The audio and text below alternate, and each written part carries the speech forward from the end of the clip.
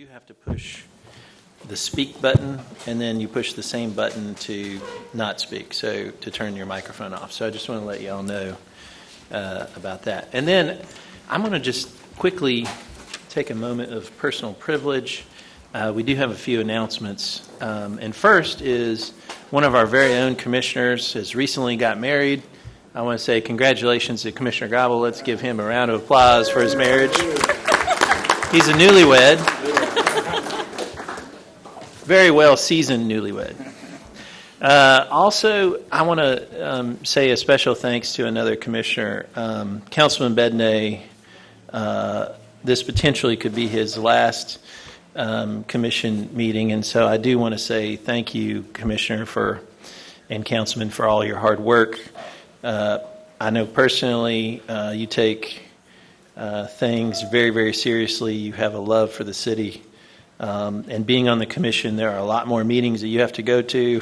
So, and your expertise has always been great, along with a few of those jokes that you say every once in a while. So we do appreciate you very, very much, Councilman. Let's give him a round of applause. It's very well deserved. All right, Commissioners. So you have the agenda in front of you, and we need to adopt the agenda, and those were given out earlier. Is there a motion to adopt the agenda? Move approval. There's a motion and a second. Any other discussion? Saying none, all in favor say aye. Aye. Opposed, no. Ayes have it, and the agenda is adopted. Now we are on to the approval of the July 18th, 2019 minutes, and those were also given to you earlier. And so any questions, edits, additions? So we'll need a motion to approve the minutes. Is there a motion? There's a motion and a second. Any discussion? Seeing none, all in favor say aye. Opposed, no. Ayes have it, and the minutes are adopted. Now we're on to the recognition of the council members. And I believe that we're going to speak from that particular podium. Lisa, is that correct? Perfect. So first, we take the councilman as we see him. Councilman Syracuse, he was for Council Lady. You want to go first? Council Lady Dale? Come on up. Appreciate you coming by. Welcome.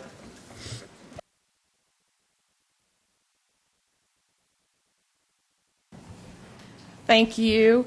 I am, I won't say it won't be my last time, but because it's probably not. I'll probably be here more frequently. But hopefully not. But I am here. I want to thank all of you for serving. I know Councilman Bedney is rolling off, and I really appreciate your service to our community and serving on the Planning Commission all these years. But I am here today to speak in favor of both pieces of legislation that I have on the agenda. It's 2016, or number 16, 2016 S190001, and I have another one. But on here. Both of those are on consent, and I hope they remain on consent. One is simply just splitting up two lots to comply with our Murfreesboro Road UDO that we set up some years ago. And the other piece of legislation is simply adding some plats into our Century Farm SP. That was planned years ago. We knew that it was happening. And I asked that we move this forward because it helps facilitate the infrastructure that needs to go in down King Ridge Road. And we really need it now. So I ask that you move both of those for approval, and thank you for your time. Thank you. And just a clarification, it was 16 and item 19. Thank you. 16 and 19. Thank you. I lost my piece of paper. No problem. All right. Councilman Syracuse, you want to go next? Welcome.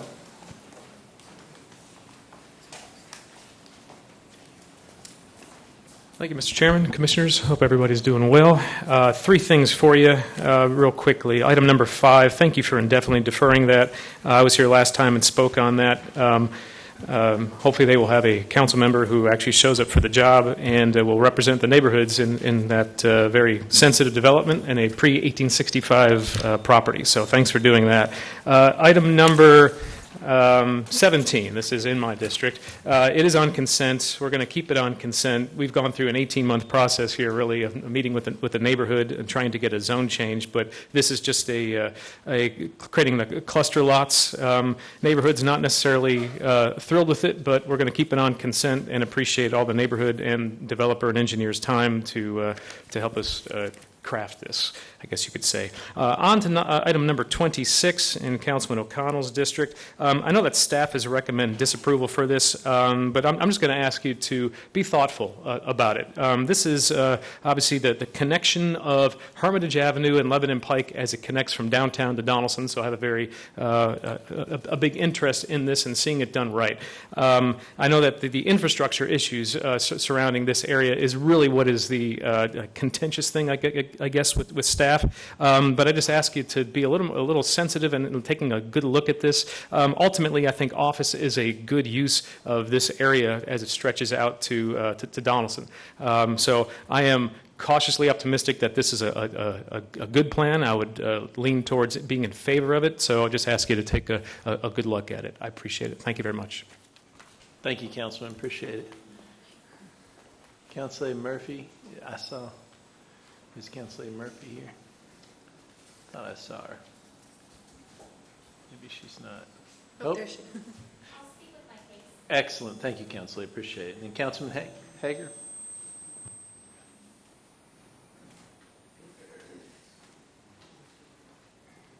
How's everybody doing today? Good. I've got number 14 on the agenda. That's the Pitts Avenue self-storage on the agenda. I'm not sure if it's on consent. It is on consent? Okay. I don't need to talk about it then. But I appreciate coming here because I got a community meeting at 6 o'clock. So thank you all very much. Thank you, Councilman. Appreciate you coming down. Yeah, item 14. It's on consent.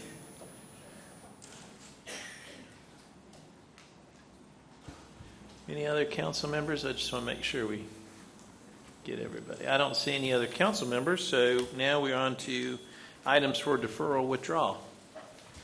Lisa?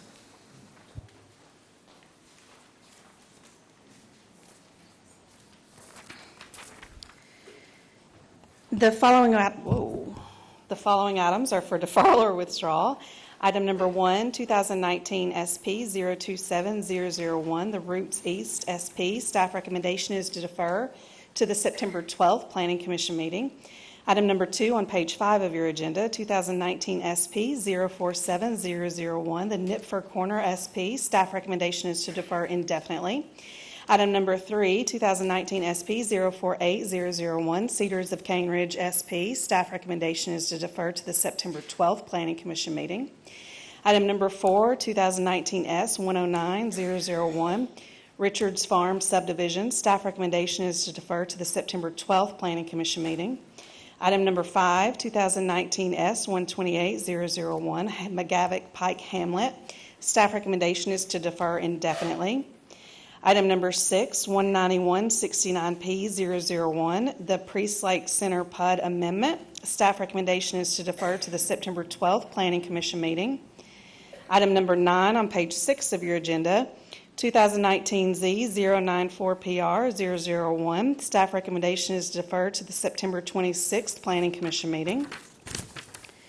Item number 10, 2019 Z099PR001. Staff recommendation is to defer to the September 12th Planning Commission meeting. Item number 11, 2014 SP 086003, the 204 Ben Allen SP Amendment.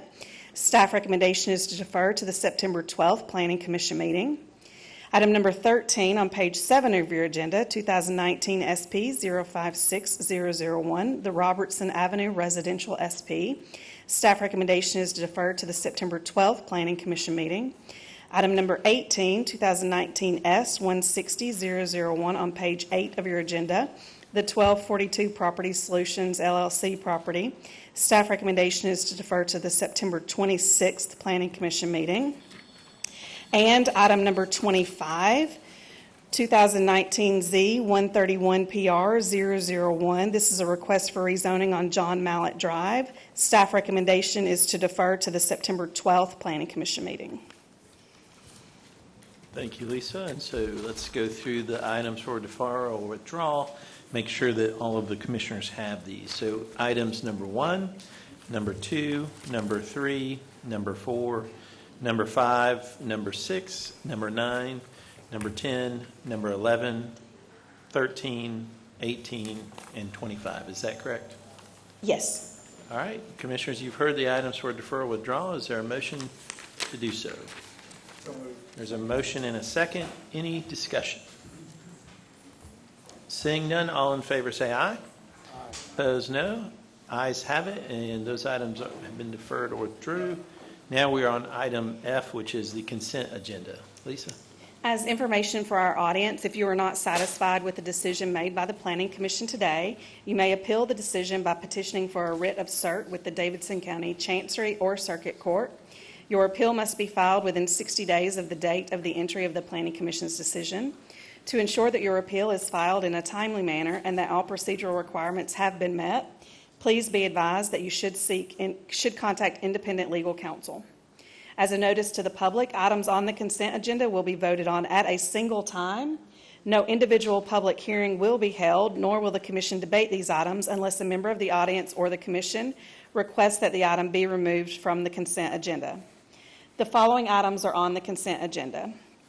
Item number 7 on page 6 of your agenda, 2019 DTC 018001, the Hotel Indigo expansion.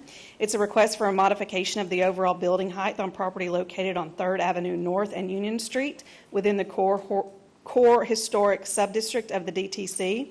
Staff recommendation is to approve with conditions. Item number 14 on page 7 of your agenda, 2019 SP 057001, the Pitts Avenue self-storage. It's a request to rezone from MUN to SP zoning for properties located on Pitts Avenue to permit self-service storage. Staff recommendation is to approve with conditions and disapprove without all conditions. Item number 15, 2019 SP 058001, the Grove at Meridian SP. It's a request to rezone from RS5 to SP for properties located on Luton Street and Meridian Street to permit 64 multifamily units. Staff recommendation is to approve with conditions and disapprove without all conditions. Item number 16, 2016 S 190001, Century Farms Consolidation and Subdivision. It's a request for final plat approval to consolidate 11 parcels into 2 lots for properties located on Old Franklin Road and Cane Ridge Road. Staff recommendation is to approve with conditions. Item number 19, 2009 P 004002, on page 8 of your agenda, the Murfreesboro Retail Center revision. A request to revise the preliminary plan and for final site plan approval for a planned unit development overlay district on property located on Murfreesboro Pike. Staff recommendation is to approve with conditions. Item number 20, 2005 UD 006042, the 31st and Long Boulevard. It's a request to modify the 31st and Long urban design overlay for property located on Long Boulevard to permit a mixed-use building. Staff recommendation is to approve with conditions. Item number 21, 2018 Z 121 PR 001. It's a request to rezone from CS and RS5 to MULA for property located on 16th Avenue North and Buchanan Street. Staff recommendation is to approve. Item number 22, 2019 Z 092 PR 001 on page 9 of your agenda, a request to rezone from AR2A to RS10 for property located on Laverne Couchville Pike. Staff recommendation is to approve. Item number 23, 2019 Z 129 PR 001 on page 9, a request to rezone from RS5 to R6A for property located on Herman Street. Staff recommendation is to approve. Item number 27, 2019 Z 133 PR 001. It's a request to rezone from IWD to MUNA for property located on Baptist World Center Drive. Staff recommendation is to approve. Item number 28, 2019 Z 134 PR 001 on page 10 of your agenda, a request to rezone from SP to R6A for property located on Stockwell Street. Staff recommendation is to approve. Under other business on page 10, item number 29, an employee contract for renewal for Laura Hardwick. And item number 33, to accept the director's report and approve administrative items. Lisa, I have a question. What about item 17? We received a request to remove that from consent right before I started reading. Excellent. We'll put that back on the list. Mr. Chairman, I'd like to remind, I need to recuse myself from item 7. Item 7? Yes. So, okay. I'd also like to recuse myself from 7 and 21. 7 and 21. Thank you, Commissioner. Any other? And before we go through the list, Our director would like to say something on item 7. Yeah, we just, the item number 7 is the Hotel Indigo expansion, and we wanted to thank Historic Nashville for submitting comments on that project. It's an important one. We look forward to working with you and Historic on the downtown code and understanding how we can best, there you are, work together for the preservation of historic resources throughout our city, but also downtown where we have so many. So, Commissioners, you did receive a letter from Historic Nashville this afternoon. So, thank you. Thank you. Any other questions? So let's go through the list. And so these are items on the consent agendas. Item 7, item 14, 15, 16, 19, 20, 21, 22, 23, 27, 28, 29, and 33. Is that correct? That's correct. All right, Commissioners, you've heard the items on the consent agenda. Is there a motion to approve? Move approval. There's a motion and a second. Any other discussion? Seeing none, all in favor of the consent agenda, say aye. Opposed, no. Ayes have it, and the consent agenda is adopted, which means for everybody in the audience, we are considering 5 items tonight, and that is items number 8, 12, 17, 24, and 26. Also, we potentially could lose a quorum at about 6 o'clock, and so if y'all would work with us to try to get through the agenda to move quickly. Otherwise, we may not get to those later items. So if everybody could help us do that, including the Commissioners, I would really appreciate it. And so we are on, and if everybody could, we'll give everybody a minute to exit the room, and then we'll get to item number 8, presentation. If everybody could leave quickly, I appreciate it.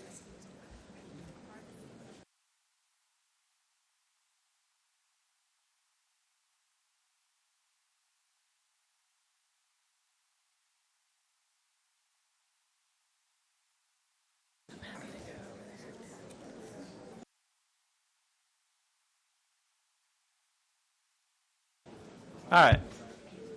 So if everybody could settle down a little bit, here we go. Item number 8. And so because of the microphone issue, the staff will be presenting from the back podium. I'm sorry about that, guys. All right, go ahead. All right. Item number 8 is a request to approve a neighborhood landmark overlay district on property located at 320 44th Avenue North to permit a takeout restaurant. The site is outlined in red. It's located south of Charlotte, and we are north of Elkins Avenue. Staff recommendation is to approve with conditions. I do want to mention for the record that you should have received a memo with an updated staff report, removing all references to a shared parking agreement that was included on the staff report that was published. We also added condition number 5, which is a condition to remove all references to shared parking from the site plan. Staff recommendation is to approve with conditions. The site is located on 44th Avenue North at the corner of 44th and an alley. It's 0.04 acres and is outlined in blue on the screen. It's surrounded by several parking lots owned by Park Avenue Baptist Church, which is located to the north at Park Avenue and 43rd. The site is zoned single-family residential, RS 7.5, and it's within a large area of residentially zoned properties, also within the Park Elkins Neighborhood Conservation Overlay District. The current request is to establish a neighborhood landmark overlay district at this site. Neighborhood landmark overlay districts are intended to preserve and protect landmarked features whose demolition or destruction would constitute an irreplaceable loss to the neighborhood or community. To give you an overview of these districts, in 2018, Metro Council approved Bill 2018-1317, which is a text amendment to the zoning code. It essentially consolidated the neighborhood landmark district process into a single application where establishment of the district and approval of the development plan are heard concurrently. And therefore, this request is for establishment of a neighborhood landmark district and approval of the development plan outlining the proposed reuse of this feature. Neighborhood landmark designations recognize a landmark feature as an important contribution to the neighborhood or community and permit adaptive reuse of the landmark feature in order to protect and preserve the feature. Designation at this site recognizes a building constructed circa 1931 as the John E. Lawrence Grocery, located in the Sylvan Park neighborhood. Mixed in with residences for much of the neighborhood's history were small grocery stores, which often were combined as grocery and residences all in one. The structure is listed as contributing to the local park and to the Park Elkins Neighborhood Conservation Overlay, as well as the National Register and the Park and Elkins Register District. Here is a view of the front of the structure. As explained previously, the structure was constructed around 1931. Previously housed the former grocery store, and then it later also housed a laundromat, but it's currently vacant. The neighborhood landmark overlay proposes a takeout restaurant within the existing structure. The structure comprises nearly 100% of the 0.04 acre site. The building is one story with its primary entrance along 44th, located in here. No exterior building renovations are proposed other than exterior paint. Interior modifications include the addition of a kitchen and food prep equipment for the restaurant. No parking is required for the proposed use because takeout restaurants that are located in the urban zoning overlay are exempt from minimum parking requirements. A neighborhood landmark overlay district development plan requires a recommendation by the Planning Commission and approval by council, and it must include design standards to ensure the compatibility of the proposed plan with surrounding uses.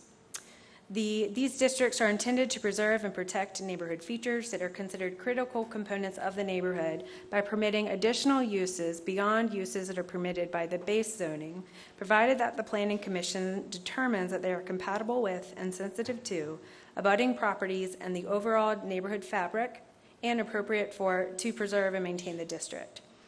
A recommendation is also required by the Metro Historic Zoning Commission in this case because the site is located in a local historic district.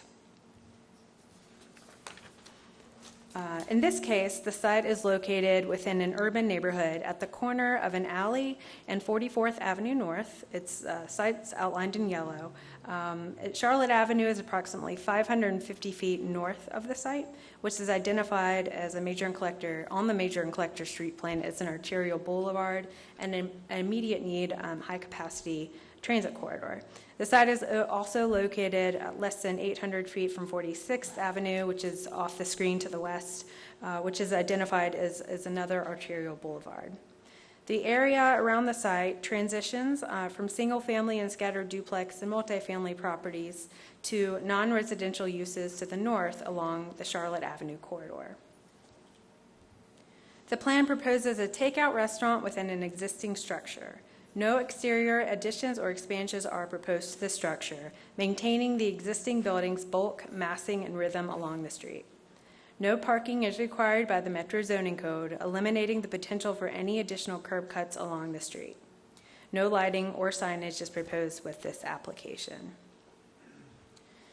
The plan allows for adaptive reuse that will support the preservation of a significant neighborhood feature, which is currently vacant.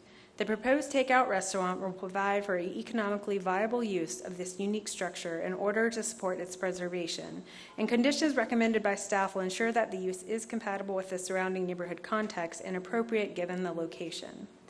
As the proposed development plan is consistent with the purpose and intent of the Neighborhood Landmark District, staff recommends approval with conditions. As there are currently no exterior alterations to the structure proposed other than exterior paint, The Metro Historic Zoning Commission has also recommended approval of the plan. Therefore, staff's recommendation is to approve with conditions.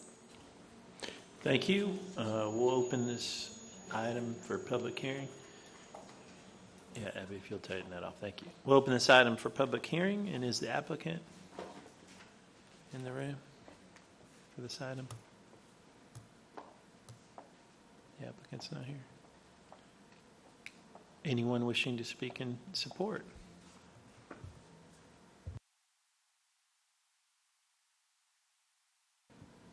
Anyone wishing to speak in support? Anyone wishing to, seeing none? Anyone wishing to speak in opposition? Come on up and welcome. I do want to welcome everybody, and so before we get started, everybody will get 2 minutes, and if you'll state your name and your address, and then let's help them turn that on if we can. There's a speak button. Thank you, Council Lady. Appreciate it. There we go. Thank you. Welcome. And then if you'll state your name and Yes. address, and then the timer is right up here, sir. Okay, So- I'm Bernard Pickney, 4604 Dakota Avenue, longtime resident of Sylvan Park. And last Sunday, I went out and walked around this area and got a petition against this development of some of the neighbors I could speak to in about an hour and a half. I went around. Who should I give these to? So, I know some of the neighbors that wish they had been able to be here. I know the family that's most impacted is Cal Fuller, an old friend of mine. He lives right across the street from this, and he's very much opposed to it. And he's teaching at Montgomery Bell Academy this evening, so he can't be here for that. But the thing about this piece of property is it's zoned for single family. Everything around it's single family, and commercial activity just doesn't belong here. And we have another church in the neighborhood that used to have a big parking lot like the one around this property, and the church decided they didn't need all their parking lots, so they sold part of it and built several new houses on it. And that's kind of what I anticipate happening here, is at some point these vacant lots will be more valuable as residential development than they are for a parking lot. And the church will sell off some of the lots and we'll have historically compatible houses there. And but you know, we had a presentation by the applicant at a neighborhood association back in March, April, somewhere through there. And after the presentation, the neighborhood association members voted unanimously to oppose this. And when I talked to people around it on Sunday, there was not a single person in favor of it. It just doesn't fit in. I can imagine, you know, waking up at 5 o'clock in the morning, hearing dumpsters being emptied across the street. And if you have a restaurant, you're going to have a dumpster, you're going to have the equipment there. And I don't know where they're going to put a dumpster, and I don't know where the employees are going to park. Thank you. Thank you, sir. Appreciate you coming down. Ma'am? My name is Patricia H. Williams. I own my home at 4301 Elkins Avenue, which is at the opposite end of the block. I look out my front windows and I can see this property. And I want to echo everything that Bernard just said. And I do think that in the future this would set a terrible precedent for the neighborhood, and then I feel that developers would in the future request commercial zoning for all this vacant property around this piece of property. So I request that you oppose this. Thank you. Thank you, ma'am. Counselor? Hi. I think we may have gone all summer without seeing each other. I'm sure you all miss me, right? We did. Thought so. Sure. So this property first came to my attention, I think, when the property owner bought it. Maybe it was December, like a year or two ago. And how it got to my attention was the fact that they were doing work on the site, not just on a Sunday, which we all know is against the rules, but without a permit. So fortunately, I was able to get codes out there, get historic out there, and put a stop to that. From there, we had a series of potential businesses do their pitch to the neighborhood association. The pizza concept came up. There was a young couple who wanted to do a bakery. There was a young man who wanted to do a coffee shop or coffee repair business here. And the neighborhood association every time has voted to not support those concepts. Basically, and I think there may have been a letter submitted from the neighborhood association on it, but basically their viewpoint is that this is not just having a historic overlay in this area, but this is zoned RS 7.5, it's residential, and we're in a neighborhood maintenance policy, which, as y'all know, states that while there are going to be some changes in the neighborhood, that it shouldn't be anything drastic or a stark change from what's there. So looking at this site, first of all, it is teeny tiny, right? And it's clear if you kind of look back in the parcels and kind of piece together what the history would be, is that this was carved out of two of your standard Sylvan Park lots there. Because Sylvan Park, as you know, pretty much all of them are 150 by 50. So this was clearly carved out at some point in the past by previous owners. So the hardship of this lot being unique and tiny is really something that at some point the property owner created for themselves, right?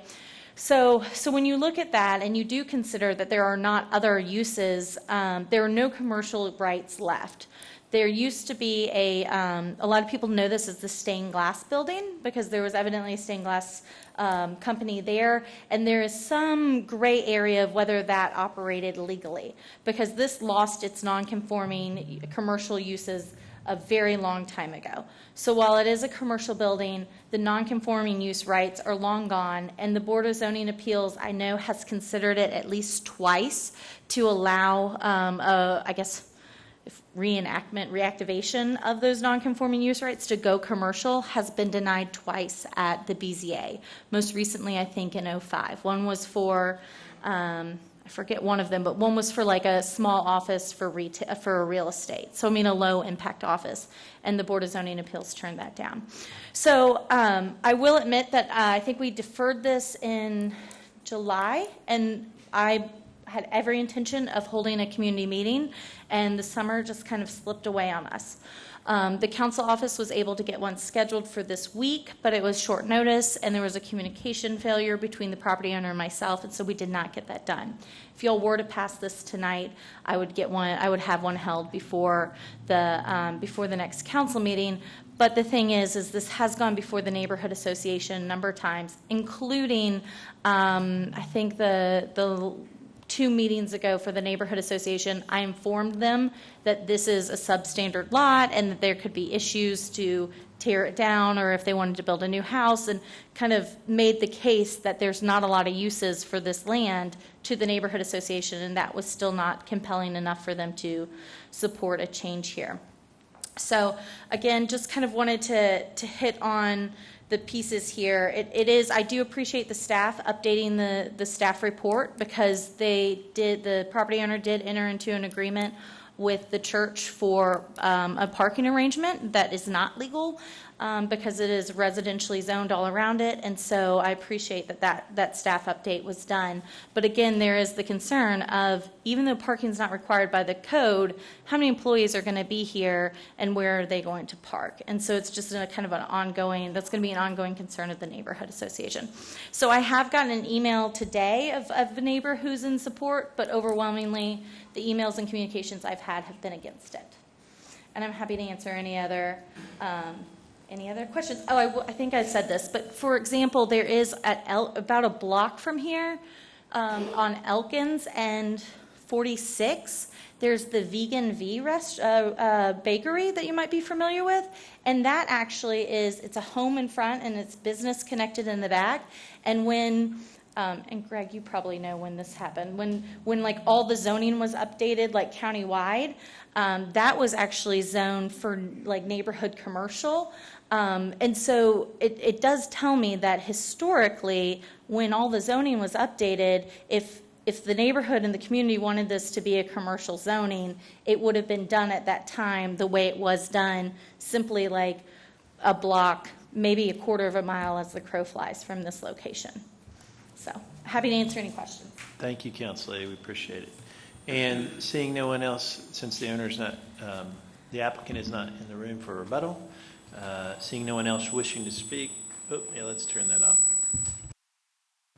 Thank you. All right. Seeing no one else wishing to speak, I declare the public hearing closed. Vice Chair, you want to go first? That's fine.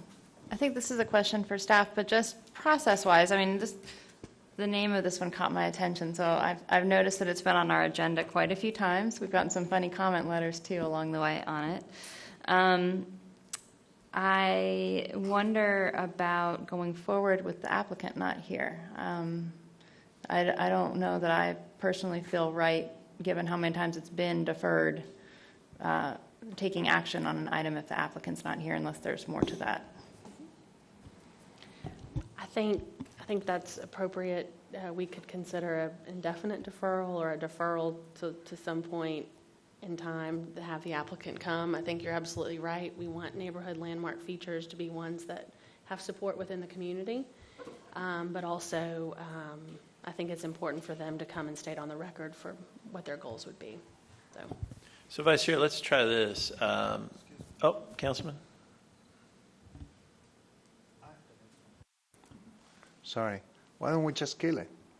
I mean, we just heard that the proponent is not here and the opposition is very clear about their opposition. So I just don't see the benefit of deferring something that is so straightforward. Sorry.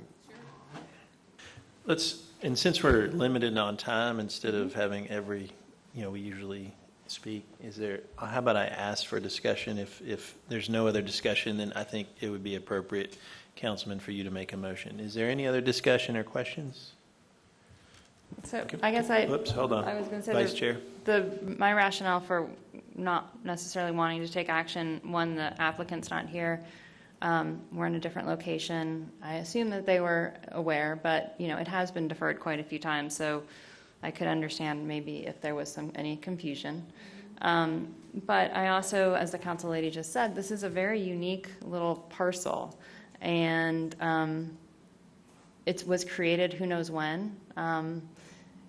But I don't know what the next best use is for this, and it may be that a neighborhood landmark and a small commercial use is what's most appropriate, and that's what staff has found. I'd kind of like to discuss that, but I don't feel right discussing that if the applicant's not in the room.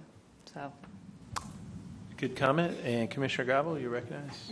The Vice Chair said it better than I could say it. I tend to agree with her. I'm okay deferring it, but this is consistent with what we've done in other areas, and it works. So, any other discussion from the commissioners? I'll make sure we get to everybody.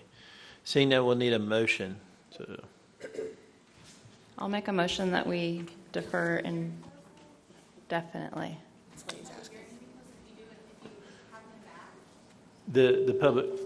Oh, so we're going to defer it indefinitely, and we've already closed the public hearing. So the appropriate thing would for him to be come and talk to Planning Commission and of course you. Okay.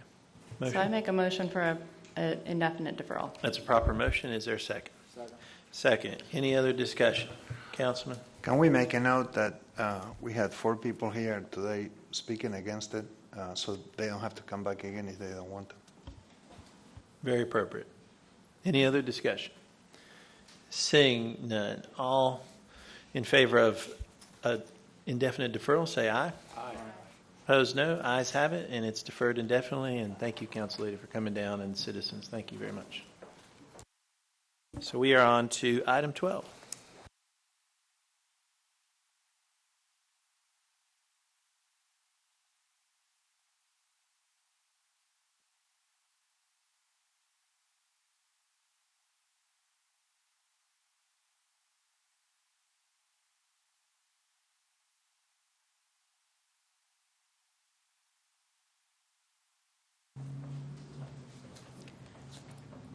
Item number 12 is a request for final site plan approval for a portion of properties located at Old Hickory Boulevard, zone specific plan residential on 42.68 acres. including 13.03 acres of disturbed area and 29.65 acres of undisturbed area to permit 323 multifamily residential units.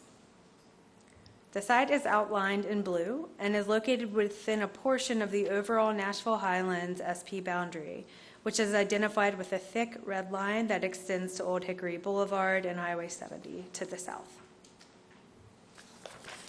Staff recommendation is to approve with conditions. The site is comprised of 42.68 acres located east of Old Hickory Boulevard, south of I-40, and north of Highway 70.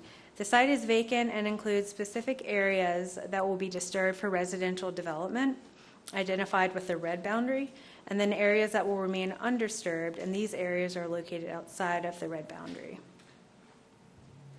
Again, the site is identified in blue and is located within a portion of the overall SP, which extends to the south off the screen, but we are focusing on the area within the blue boundary tonight. To give you some history, the SP was adopted in conjunction with the cancellation of an undeveloped portion of the Nashville Highlands PUD, which was approved in 1985 for 1,062 residential units. This PUD boundary comprised several hundred acres, including this site, which is again identified in blue, and additional parcels south to Highway 70. Approximately 69 acres of the PUD, referred to as Eagle Ridge at the reserve, noted in the areas that are outlined in yellow. They were developed, they already had developed with 198 units, a clubhouse, a water tower, and the internal drive network that exists today. In 2016, the undeveloped portion of the PUD, approximately 246 acres, was canceled and rezoned to an SP, intended to reduce the overall development footprint that was originally permitted by the PUD, and to establish standards to lessen the impact of the development on the site's environmentally sensitive areas, which include steep slopes, streams, and problem soils. The developed portion of the PUD remains intact. The preliminary SP was approved in 2016 to permit 360 multifamily units. The SP did not include a site plan, but it did include a general disturbance boundary area limited to 14 acres out of the 246 total acres within the SP boundary. The current request is for final site plan approval to permit 323 multifamily units within a 13.03 acre disturbance boundary. The conditions of the preliminary SP included a requirement for the final site plan to come to the Planning Commission, which is why it is before you tonight. So here is a bird's eye view of the site. Again, the blue boundary is the whole site. We are located just northeast of Eagle Ridge at the preserve, which is the developed portion or the remaining portion of the Nashville Highlands PUD. Residential development is limited to the area identified in red, the 13.03 acres, and the remaining area has been established as open space, and it also includes some small areas where the existing drives come in that have already been graded and disturbed. The site plan proposes 323 units within the disturbed area boundary. The majority of the units are housed in three main buildings, 3,000, 4,000, and 5,000. And building 5,000 is the larger of the buildings and includes an area for amenities and a clubhouse.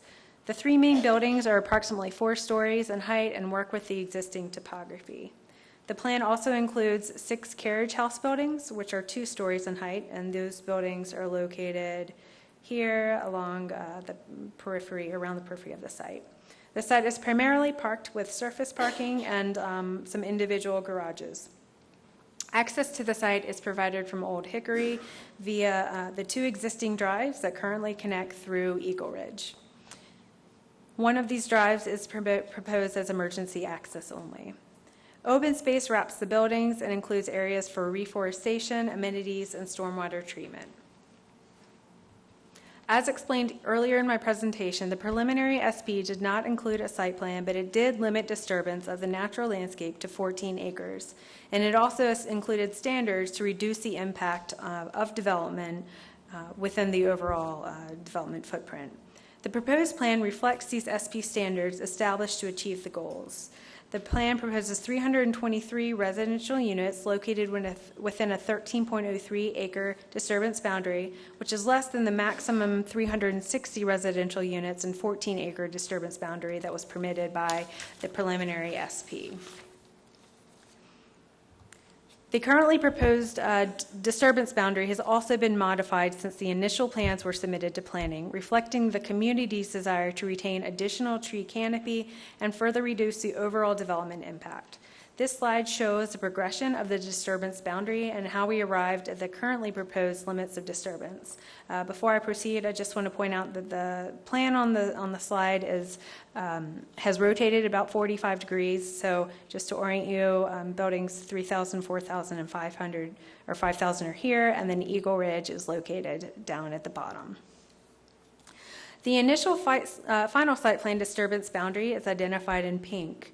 You can tell that it was driven, it was located a lot closer to Eagle Ridge, and it was driven by the location of the bioretention areas, which were located closer to Eagle Ridge, and extended the grading closer to Eagle Ridge, and extended the limits of disturbance outside of the site. This resulted in additional tree loss within these areas, and also the sewer line was located further to the east. It jogged out further to the east, resulting in additional tree loss in forested areas that hadn't previously been disturbed.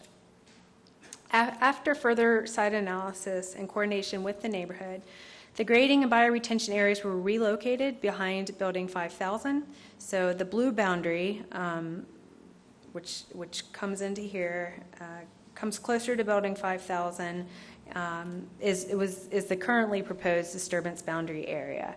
And with the currently proposed disturbance boundary, the sewer line was also relocated to this area, identified in blue, within an old roadbed that contained far less tree cover because it had already been disturbed. And so the revised limits of disturbance greatly reduce the amount of tree canopy that would be removed as a result of the development. The plan is consistent with the purpose of the preliminary SP, which was established to require higher standards for the protection and preservation of environmentally sensitive land than the former PUD. Approximately 13 acres out of 246 total acres included within the SP boundary will be disturbed for residential development, limiting the overall development footprint to a concentrated area within the SP and setting aside permanent areas of open space. The plan works with the existing topography and site conditions to minimize the impact of disturbance within the development footprint by using environmentally sensitive building practices that will help maintain the overall integrity of the natural areas within the SP. Therefore, staff recommends approval with conditions. Thank you. And we'll open this item for public hearing. Is the applicant in the room? Welcome, and you have 10 minutes, and you can save 2 minutes of the 10 for rebuttal. Let's get your microphone on. Hold on. 1 second. There we go. There we go. How's that? Better? So I'll reserve my 2 minutes and try not to take even 8. Hopefully be brief so you guys can get to other items. I'm Ray Hensler. My company, Hensler Development Group, was engaged by the applicant, Ram Realty, out of Florida, back in December to lead the development effort on this project. And so I've been working with a number of folks since December. The project actually had started before that, but just in that short period of time, we've had multiple meetings with the neighboring HOA association, the HOA board, as well as a number of different groups, including Radnor River, who was very involved in the original SP, as I understand it. And really, through all those meetings and all that interaction, I think Abby touched on it in her presentation, but I think we ended up with a much better plan, much more ecologically sensitive plan.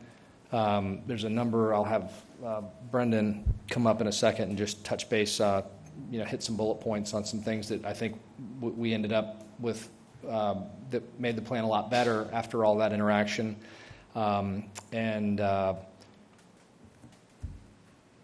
guess the only other thing I'd like to say is that I know there may be some folks that here to speak and talk about geotechnical issues, and we have had not one but two geotechnical firms involved. Terracon is the geotechnical engineer of record, and we also had PSI come in and do some work because we just wanted to make sure that the foundation recommendations and what they were providing was appropriate for this site. And so we feel good about that, and I'm happy to answer any questions on that in more detail. Brendan, you want to come up, touch base? Good evening. Brendan Bowles, Kimley Horn Associates here in Nashville, civil engineer. I want to thank staff and all the support and help that we got from you guys. We wouldn't be here without y'all's support and guidance on this thing. We've had lots of conversations about this project, and I think we were actually in this room in 2015 or 16, whenever that ordinance got passed before. So I'll try and hit a few points that we did work on hard with the stormwater department here at Metro Nashville to reduce the bioretention areas that Abby had mentioned, and in a way we were able to do that and still meet the low-impact development guidelines that Metro has for Metro stormwater. So we did some reforestation that's going to be occurring on some of the slopes that are out there, and we were able to use those credits and remove the bioretention. We still have a overall detention pond for the site that will capture the stormwater and provide some peak flow reductions, but by removing some of that bioretention area, we were able to, reduce a little over 2 acres of disturbance on the south side near the Eagles Ridge group or homes. There were a few trees that were identified in the site that were high value to the community, and so we added an additional retaining wall to try and reduce the impacts in that area. So there was a max height on retaining walls of 6 feet. We've tried to honor that and be in compliance with the ordinance. The sanitary sewer that Abby mentioned, some of that was brought to our light by the neighborhood and by the community about the old previously disturbed road bed. So we worked with them, went out there and walked the old road bed, flagged it, surveyed it, and located the trees within that corridor and tried to, snake the sewer around it to limit the impacts. And lastly, I'll say we've worked with the landscape architect, Hodgson and Douglas, to try and make sure that the plant species and tree species that are going back in on the property are consistent with the native forest there. So thank you.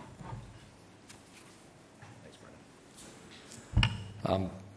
Really don't have a whole lot to add other than I want to echo Brendan's comments. Thank you to staff. Everybody's worked really hard, not only to review our application, but to help us coordinate with some outside groups that had interest, and just happy to answer any questions. Sean may want to say a word or two. Thank you. Sean, do you have anything to say? Are you good?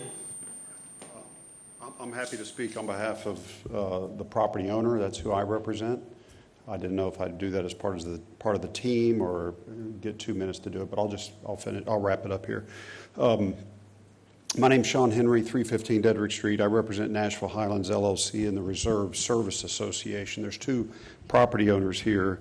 The Reserve Service Association is a master homeowners association. When this PUD was approved in the 1980s, the master plan concept was that all of that huge property that was on that aerial photo would have a series of HOAs, a series of developments. So Eagle Ridge was purely the first one to get approved and to get built, and there was going to be other pockets and pods of developments all through this area.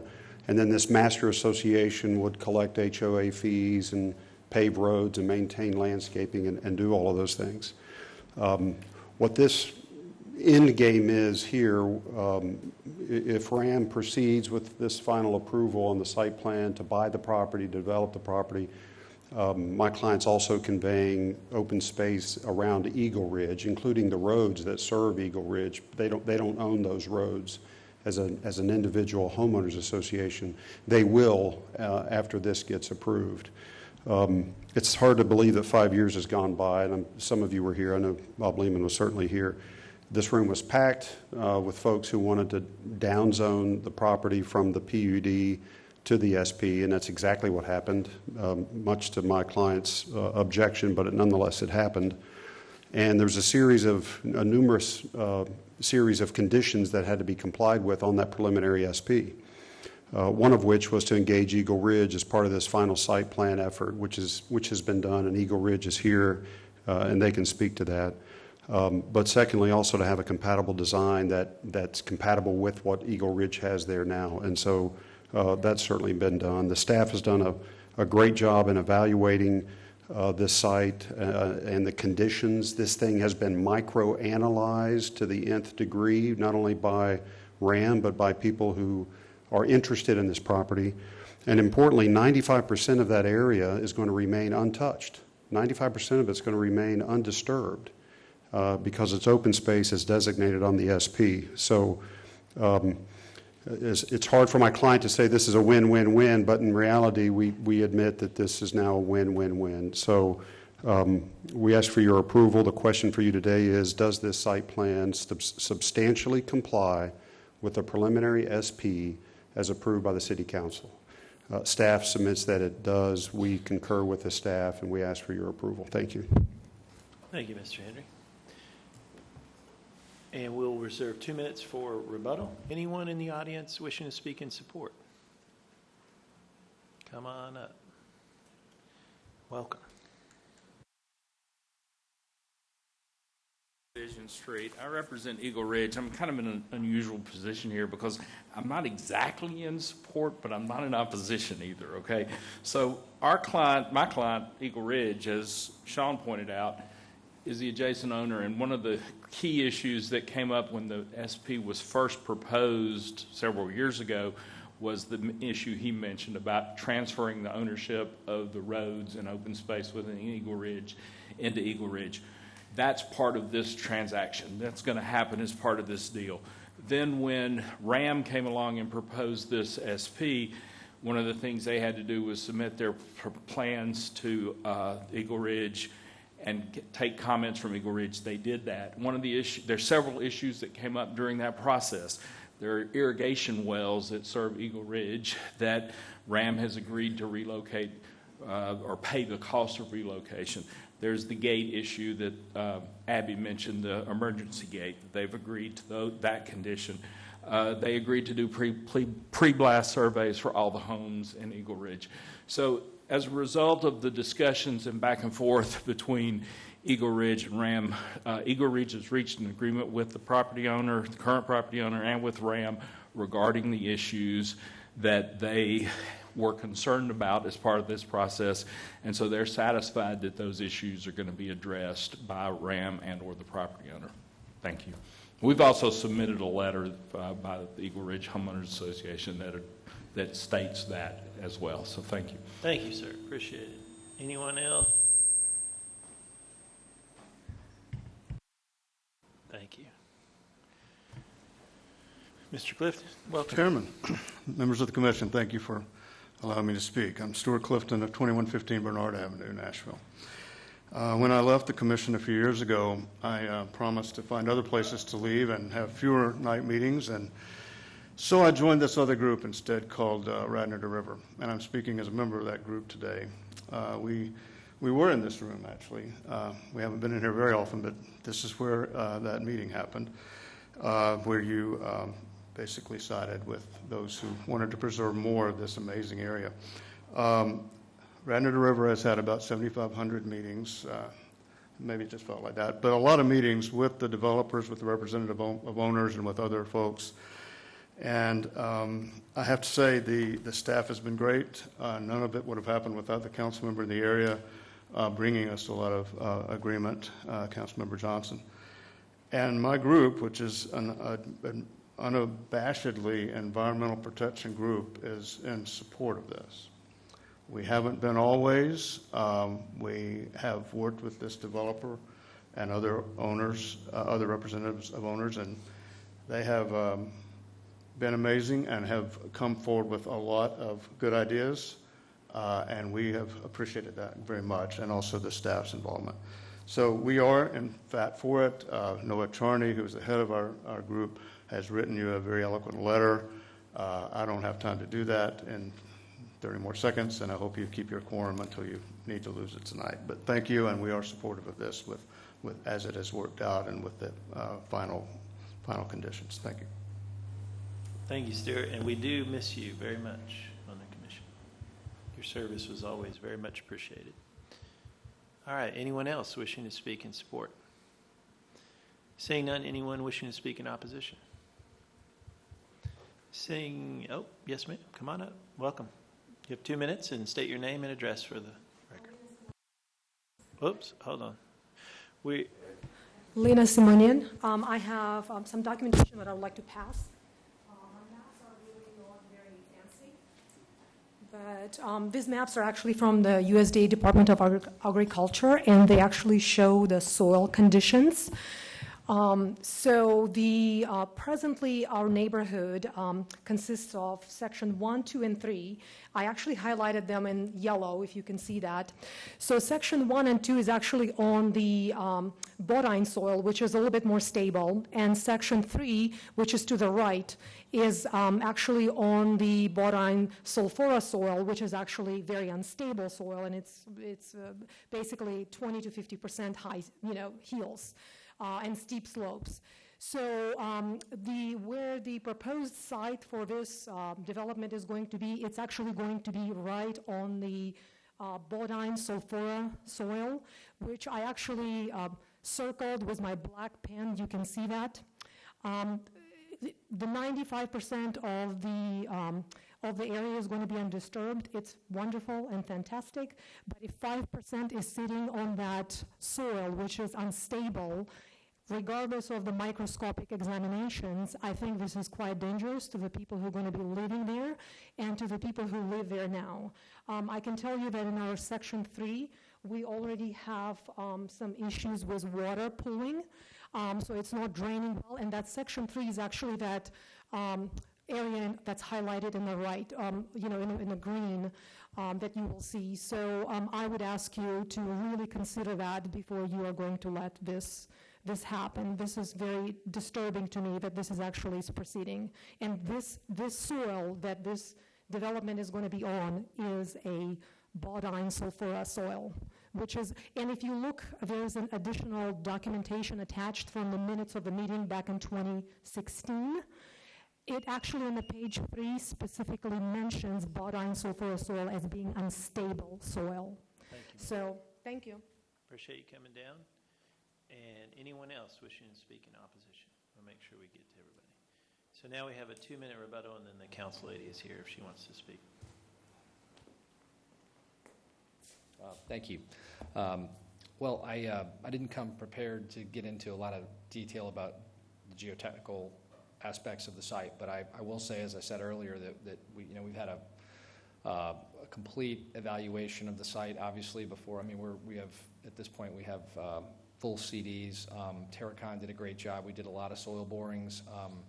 We did much more than we would even normally do, or than was even initially recommended by the geotech, because we were concerned about soil stability and where there's going to be some cut in some areas. We wanted to make sure that the hillside was going to hold up the way that we expected it to, and those additional tests, which included lab tests, came back positive.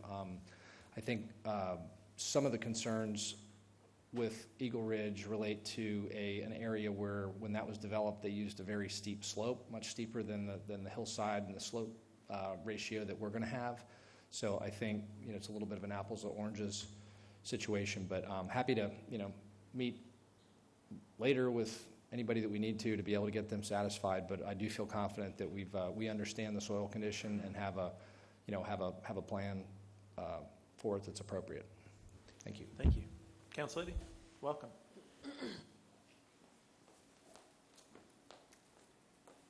Good evening, Councilmember Mina Johnson. Actually, this is 5 years in making. It literally happened 5 years ago when our planning commissioner decided all the part is inactive. And when I was elected, it started proceeding to new zoning called SP.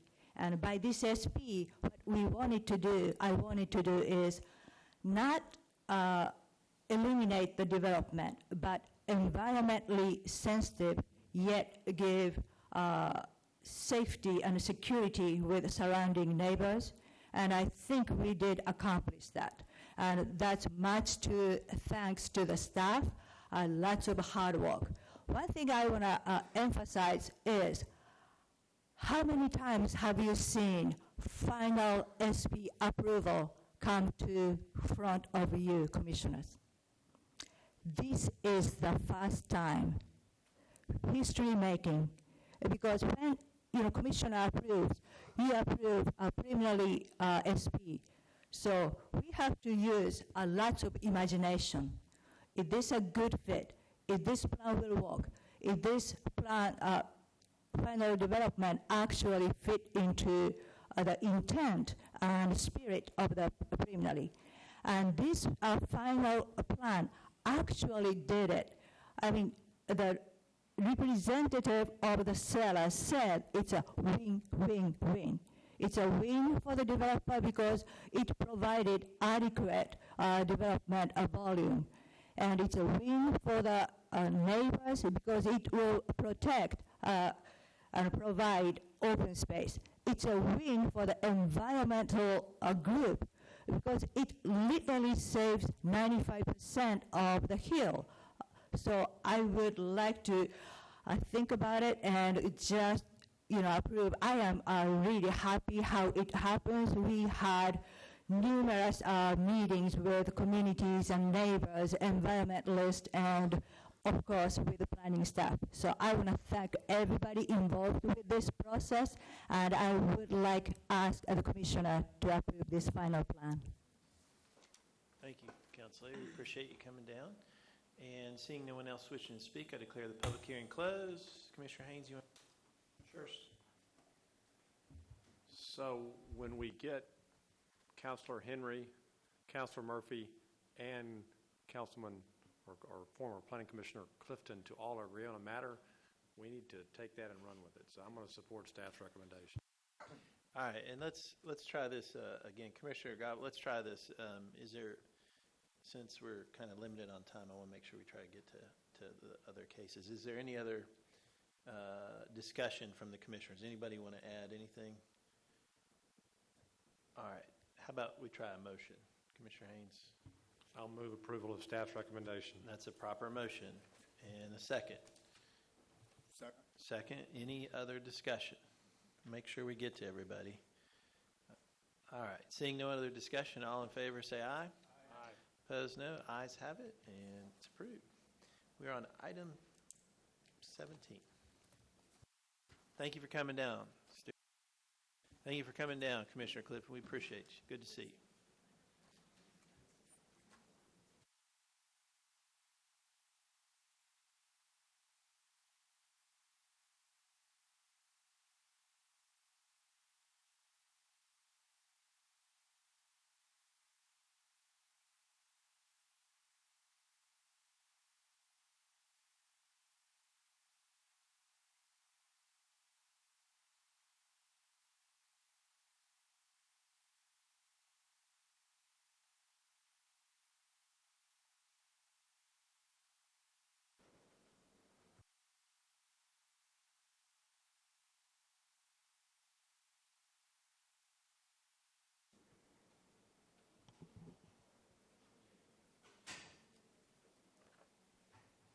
Give us 1 second. Hold on. Okay, Commissioner Blackshear is recused on this one. Go ahead. Item 17. All right. Item 17 is a cluster lot subdivision along Selma Avenue. The request is to create 9 single-family lots, and staff's recommendation is to approve with conditions. The site is located on the far east side of Nashville, south of the Two Rivers area. The vacant property is located on the north side of Selma Avenue off of Fairway Drive. The large parcel to the north and the east is the site of the Stanford Montessori Elementary School. The surrounding sites are primarily single-family residences and have been established under the zoning for the site in the area, which is residential single-family. Oh, sorry. Was that too loud? Was I making you all deaf? Oh. here? Okay, sorry. The zoning would remain the same with this request. The site is within the suburban neighborhood maintenance policy area. In order to achieve harmonious development, the Planning Commission has adopted subdivision regulations that include standards for specific transects. For this policy area, the conventional regulations in Chapter 3 are used. Is that okay on the volume? Okay, so sorry. This proposal is for subdivision development under existing zoning entitlements. No rezoning is proposed with this application. Given the acreage of the site, 9 lots would be permitted under RS20 zoning. Under cluster lot subdivisions, lot sizes are permitted to be reduced by 2 zoning size districts. This request is for a cluster lot using the RS10 zoning district lot size. The cluster lot provisions have standards for minimum site area, maximum lot yield, lot sizes, and buffers to adjacent developments.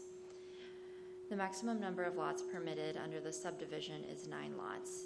These lots may be reduced in size to 10,000 square feet and a minimum of the total land area. 15% of the total land area would be set aside for open space. Here is the proposed site plan. The site plan is proposing 9 single-family lots. The lot sizes range from approximately 10,000 square feet to 18,000 square feet. 2 lots are fronting along Selma Avenue, as you can see towards the bottom of the screen. Selma Avenue is an existing public road. The other lots will be accessed from a proposed public street that runs through the site, and the only property adjacent to existing residential development is Lot 9, which is at the top corner of the page, which is shown with a landscape buffer along the side adjacent to existing development. The site has proposed 5-foot wide sidewalks and 4-foot wide planting strips throughout, adjacent to every public right-of-way proposed. There is an existing creek at the southwest portion of the site, which has been proposed to be in an open space area, which is basically right above where Selma Avenue is labeled. The proposed stream and the buffers surrounding the stream have been placed in this open space area. The total open space on the site is approximately 17% of the total site, which meets the minimum requirements for open area per the cluster lot subdivision. Given that the plan meets the requirements of the subdivision regulations and the provisions of the cluster lot subdivision, staff recommends approval with conditions. Thank you, Amelia. Good job. We'll open this item for public hearing. Is the applicant in the room? Come on up, state your name and your address, and you'll have 10 minutes, and you can save 2 of the 10 minutes for rebuttal. Welcome. Oops, hold on. Let's get your microphone. There's a button that says speak. There you go. Got it. Thank you. I'm John Gore. I'm with Barge Coughlin & Associates, 6606 Charlotte Pike. I'll be quick because I know you have limited time tonight. We've been working on this development for about a year and a half with Councilman Syracuse and the neighborhood group. There's been a lot of back and forth. When we originally came with this development, we were thinking that an SP would be a better fit, so we had done a little bit more of kind of a courtyard type development with homes, and we had several meetings. Janine with the Donaldson Hermitage neighborhood group is here with her guidance and Councilman Syracuse's guidance, and a lot of back and forth with the planning staff. We showed them a lot of options, but what we kept hearing over and over and over again is they were not interested in an SP. They'd like us to work within the existing R20 zoning, so that's what we propose to do. As was mentioned, we've got 9 lots. We've got a blue line stream that's in the southwest corner of the property, so we placed a do not disturb buffer around the stream. The 2 hatched areas that you see are the open space that's going to have the stormwater controls, stormwater detention, and water quality facilities that are required by Metro Stormwater for new development. We've also worked with Public Works on some roadway improvements, and this will also be extending public sidewalks all the way to the east to Stanford Elementary School to connect the sidewalk network that heads back to Fairlane. We'd be glad to answer any questions you have, but we appreciate your support. Thank you. Thank you, sir. We'll save 2 minutes for rebuttal. If you could turn that off again. I'm sorry. I'm very sorry about the electronics in here. And so we'll save 2 minutes for rebuttal. Anyone here wishing to speak in support? Seeing none, anyone wishing to speak in opposition? Come on up, sir. You have 2 minutes, and please state your name and address, and we appreciate you coming down.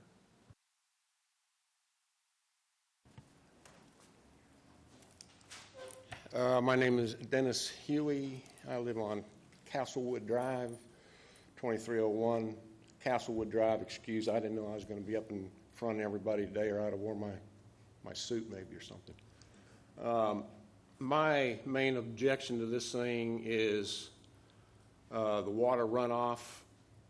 Where I'm located on Castlewood Drive, I'm at the bottom of the subdivision. So I get all the runoff from Selma. I'm getting it now from Fairways because of the new sidewalks that they built on Fairways. This little creek that runs in front of my house was, I guess, established probably back in the 50s when the houses were built.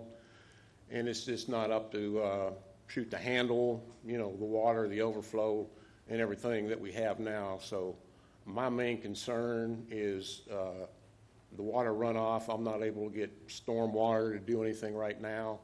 As far as, you know, the erosion on my banks that I have right now, the undermining of all the trees, you know, that are along the bank right now. I've got huge poplar trees and all kind of stuff where these, you know, when we get to 3-4 hour pour downs, my creek, I mean, it gets this high. So I'm just getting way too much runoff, so I need to be satisfied on the water runoff thing. I'd love to get with storm water. As of right now, they don't return my calls. Mr. Palco, so I'm not getting anything. Mr. Syracuse does not return my calls. As a matter of fact, when he left today, he cussed me out. And these ladies were there, and they witnessed it. Thank you, sir. We appreciate it. Thank you. We'll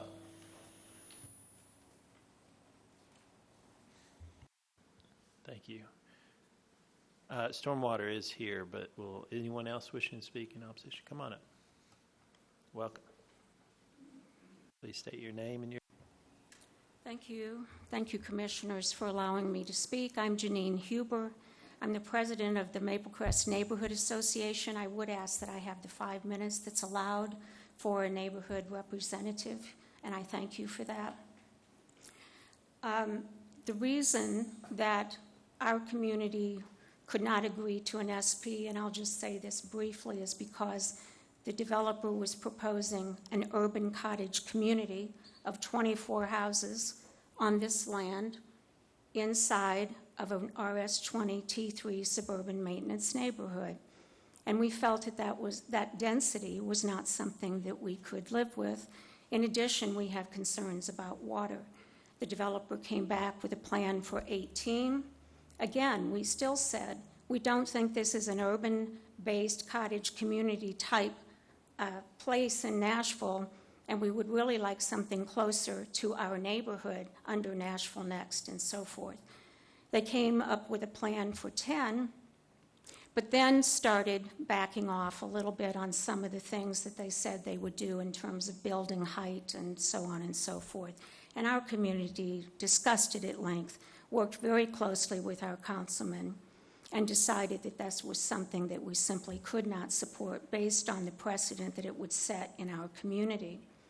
What I would like to say to you today about this particular plan is that we realize the developer has a right to develop under RS-20 under the cluster lot subdivision. We understand that the maximum number of lots is 9. I would like to just point out that at one time, and I realize it's before the cluster lot subdivision was imposed, your predecessors approved a final plat to put 6 lots on this land. And then when the landowner tried to increase the density to multifamily residential, the MPC said no, because we have approved 6 lots on this land. We would like to suggest to you that although 9 might be the maximum, there could be reasons why fewer lots would be important. And those are the stormwater issues that Mr. Huey's talking about, and that many, many, many of our neighbors are very concerned about. This does have a stream on it. It has multiple springs on it. It is a watershed for at least 25 and probably more acres of our community. It is all running downhill from all sides. Where this road is going to begin is the deepest, lowest part of this entire property. And so the water is all running down to that area. And we really question how this can actually be an appropriate design for land that is this sensitive. We appreciate the fact that they have put the buffers in and the detention ponds and the landscape buffer, but all that's required by the subdivision regulations anyway. What we would like you to take a very close look at, and we have sent you maps, we have sent you videos of the water coming off this land. We have tried to show you how this land sits within the neighborhood and how everything from the north is moving down here.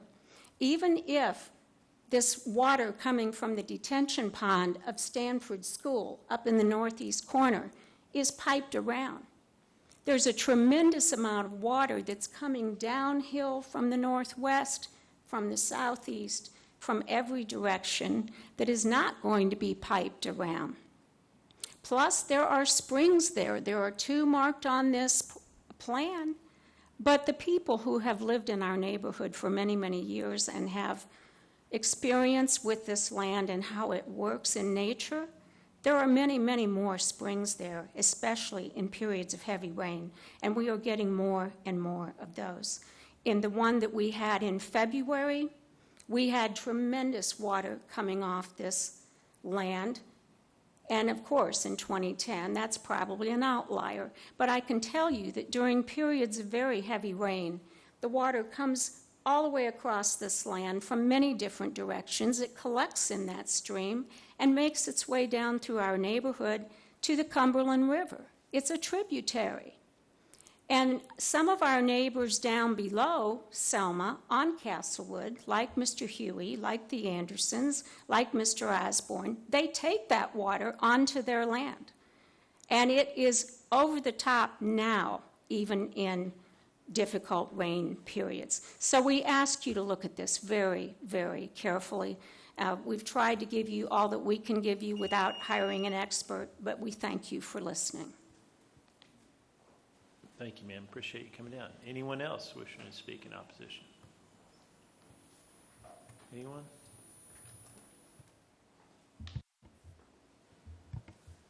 Seeing no one else wishing to speak in opposition, 2-minute rebuttal. And you have to push the button. Sorry, we're having speaker difficulty. All right. We appreciate the comments. As was mentioned, there is a stream on the property that's in a buffer. There are 2 streams that have been located.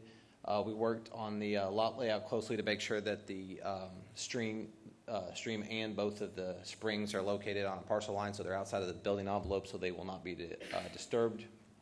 I did speak to Mr. Huey. It sounds like that he's got some maintenance issues with an existing public drainage way that goes through his yard, so I did tell him that I'd be glad to help him make sure he was at least getting in touch with the right people at the maintenance department of Metro Stormwater to see if there's anything they could do about it.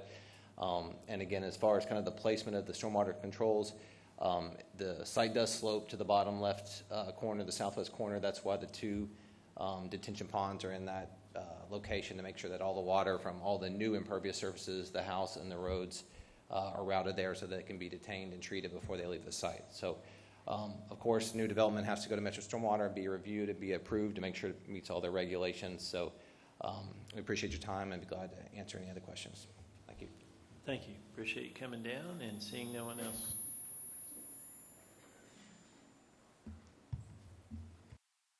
We're working the staff overtime. Seeing no one else wishing to speak, I declare the public hearing closed. And Commissioner Gobble, you want to go first? Would it be appropriate to hear from Stormwater now, or? That's a very appropriate request. Stormwater.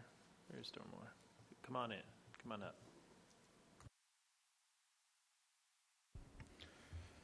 Good evening. My name is Eli Anderson. I do not work with Metro Stormwater. I work with Development Services. We're often confused with Stormwater. We oversee new development for stormwater. The plan that I see here, which has not been reviewed by anyone at Metro Water yet, does appear to be designed just on a 10,000-foot view, does appear to be consistent with our regulations. This will require a grading permit before it can be constructed, so we will be looking at the technical aspects of it more closely to ensure that it is matching the current conditions and will not be creating a further burden on the downstream neighbors. Are there any more specific questions? I think that answers my question. It's going to get a real detailed review. And, is that right, Eli? Yeah. And Councilman? So what about the complaints that the neighbors had about water runoff in their property? Right, so those complaints will need to be directed to stormwater maintenance. I believe Mr. Gore was going to point them in that direction. The most efficient way to contact them is to use the 615-862-4600 number, or also to use Hub Nashville. So should I call them now? Because I need an answer now. Who's going from stormwater here to answer that question? Here at this meeting? Yeah. There is no one from Metro Stormwater present at this meeting. Okay, so how do we get an answer about the issue so we can vote on this thing?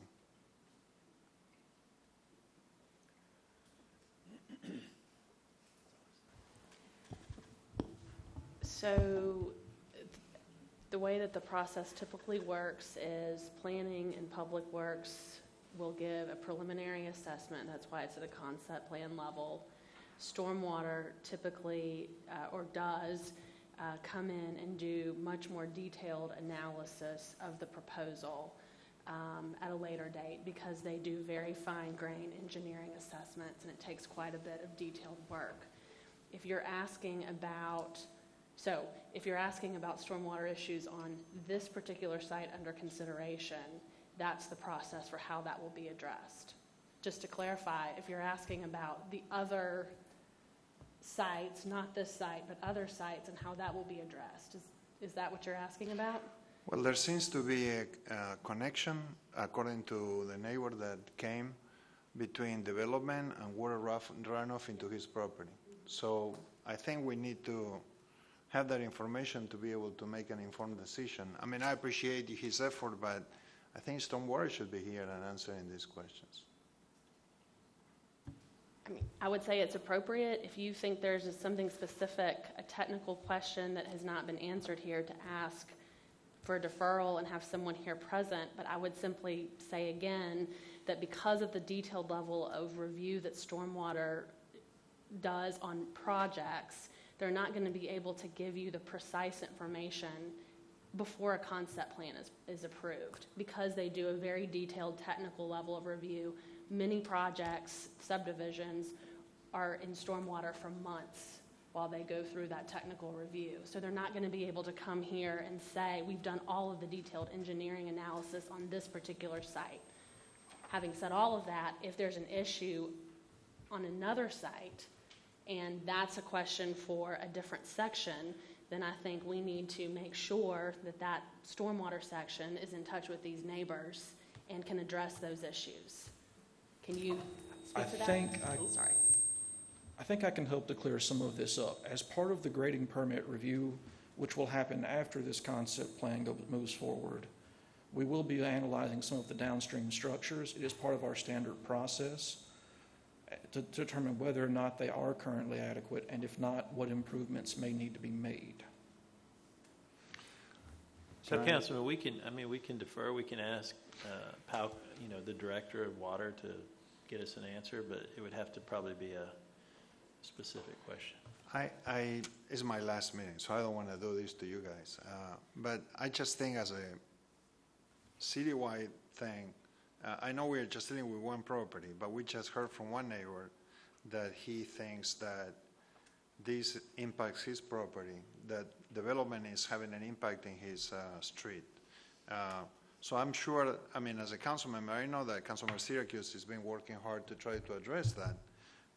But I think as we look at the conversation in the city, people are concerned about the impact that all this growth is having to them particularly. So I think I will encourage the Stormwater Department to try to attend these meetings and be available to answer questions on how to proactively address this. I know Stormwater doesn't get into fixing things inside properties, but I also know that in my district, for example, they build these curbs on the street, and that funneled a huge amount of water into this one property that was at the end. It's like it had a huge funnel manufactured by the city that washes through this guy's yard every time it rains. So the city could have built some kind of a way to move that water away from the property, but they didn't. So I think what I'm trying to find out here is as a condition for this development, are they going to do some improvements off-site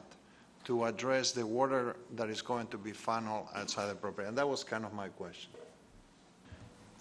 Thank you, Councilman. I think we'll, is there one more thing you want to add? Okay, go ahead. This is the downstream analysis that I'm talking about as part of the grading permit review.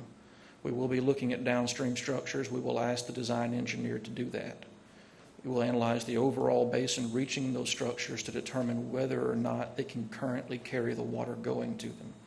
If they can't, it is within our power to require upsizing of those facilities.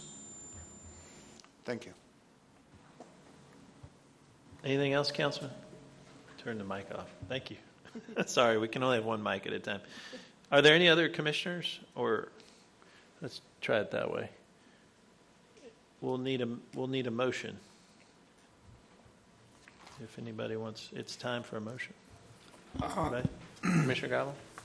I'll make a motion that I think this is consistent with the subdivision regulations.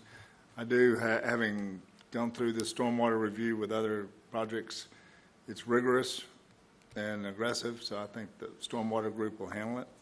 So I recommend approval. Second. That's a proper motion and a second, and we'll add that, we'll make sure that the staff reviewer from the Planning Commission pays particular attention and talks to stormwater about this. I hope that helps, Councilman. Any other discussion?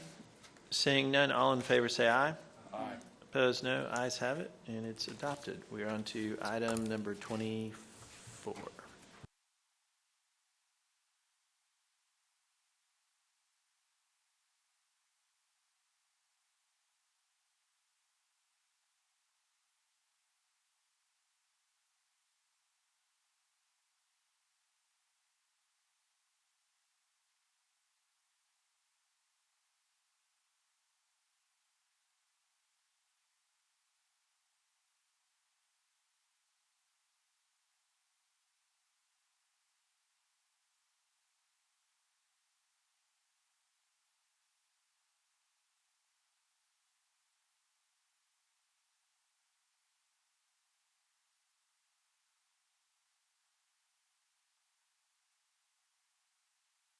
Go ahead. The next item on this evening's agenda is item 24. This is a request to rezone from RS10 to R10 zoning. The site is located at 2629 Old Buena Vista Road, approximately 530 feet northwest of Day Street, and contains 0.43 acres. Staff's recommendation is to disapprove. The site is currently zoned RS10, which requires a minimum 10,000 square foot lot and is intended for single family dwellings.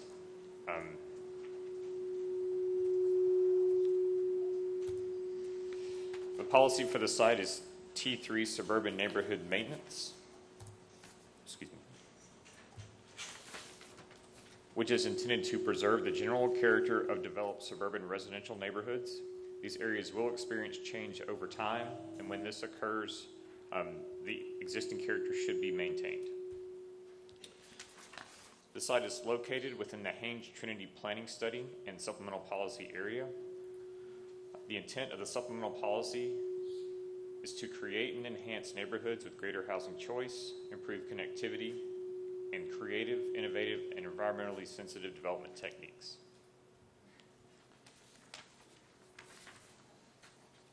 The policy does support a range of residential development, including single, two-family, and multifamily residential, depending on location and context. The surrounding parcels primarily contain single-family residential structures and uses. The R10 zone district would permit a housing type which is inconsistent with the existing surrounding development pattern. Old Buena Vista Road is a local street which does not contain sidewalks, nor does it contain MTA service. The pavement along Old Buena Vista Road is exceptionally narrow in some areas, containing as little as 15 feet of pavement. The lack of a public street which meets local street standards does not provide for effective vehicular connectivity. Without supporting infrastructure for pedestrian travel and added vehicular traffic, increasing the intensity on this site would be inconsistent with the goals of the supplemental policy and the T3 suburban neighborhood maintenance policy. And in conclusion, staff's recommendation is to disapprove.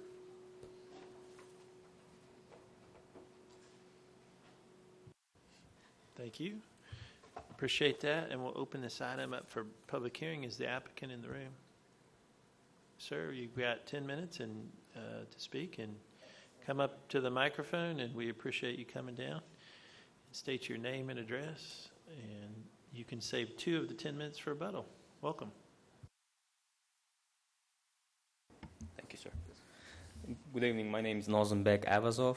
I live at 3205 Grace Crest Point. I wasn't ready for the speech today, so we own this house, and we want to build 2 houses instead, like 2 skinny ones. It has a nice view to the downtown, and it's like very close to the future Nashville tomorrow, community thing. And then it's enough land for the two homes. So just want to ask you to approve it. Thank you. Thank you, sir. We'll save 2 minutes for rebuttal. Anyone in the room wishing to speak in support? Seeing none, anyone wishing to speak in opposition? Seeing no one else wishing to speak, we'll go ahead and declare the public hearing closed, if that's okay with you. We'll declare the public hearing closed, and Commissioner Elam, you want to go first? Thank you, Mr. Chairman. I don't have a whole lot to add. I would like to go ahead and make a motion that we follow staff's lead and disapprove. That's a proper motion. Second. And any discussion? I'd like to say this for the benefit of the applicant. The reason that staff moved or recommended disapproval is because your application is inconsistent with policy, and us as the planning commissioners, we're bound to follow policy. So unless we find that the staff is just faulty in its analysis, we don't really have a choice but to go with staff's recommendation of disapproval. Excellent. Anything else? Any other discussion? Seeing none, all in favor of disapproval, say aye. Aye. Opposed, no. Ayes have it. And what I would recommend for you to do, sir, is you can always call the office, and if we'll work with you. Our director will be glad. Ms. Kemp will work with you on if there's another alternative, okay? But we appreciate you coming down. Thank you. And that item is disapproved. We're on to item 26.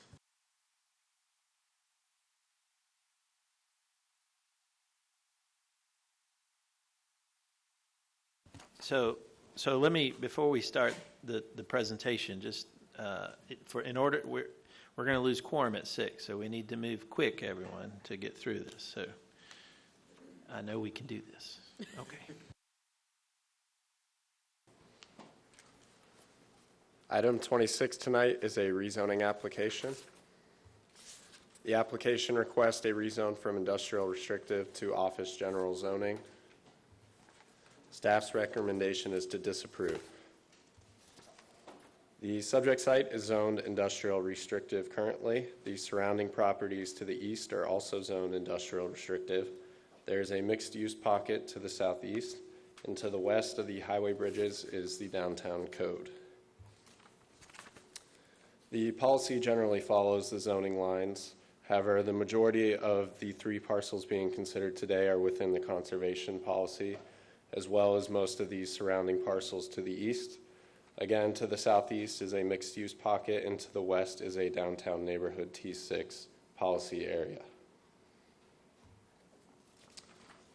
Looking at the conservation policy, the intent of the conservation policy is to preserve environmentally sensitive land features through protection and remediation. Management of floodplains is a preventative measure in greenfield development situations and a remediation measure in areas where development has occurred. Low-intensity land uses are developed in those portions of floodplains that are permitted to be disturbed, keeping disturbance to a minimum. And as development occurs, land within the floodplain that have been compromised by development should be reclaimed and protected in the manner addressed in the policy. Looking at the site here, you will see that a railway crosses over Driftwood Street just to the south of the 3 parcels, and this would be the primary access to the site.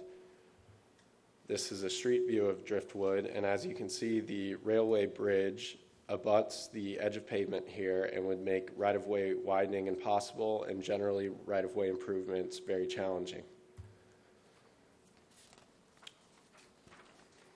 Considering the extent of the parcels that are located within the conservation policy, and with no assurance that the Office General base zoning would comply with the intent of the Conservation District to preserve environmentally sensitive areas, and looking at the access and considering the challenges in improving this right-of-way given the railway crossing and the intensity of the Office General zoning, staff is recommending disapproval of this application.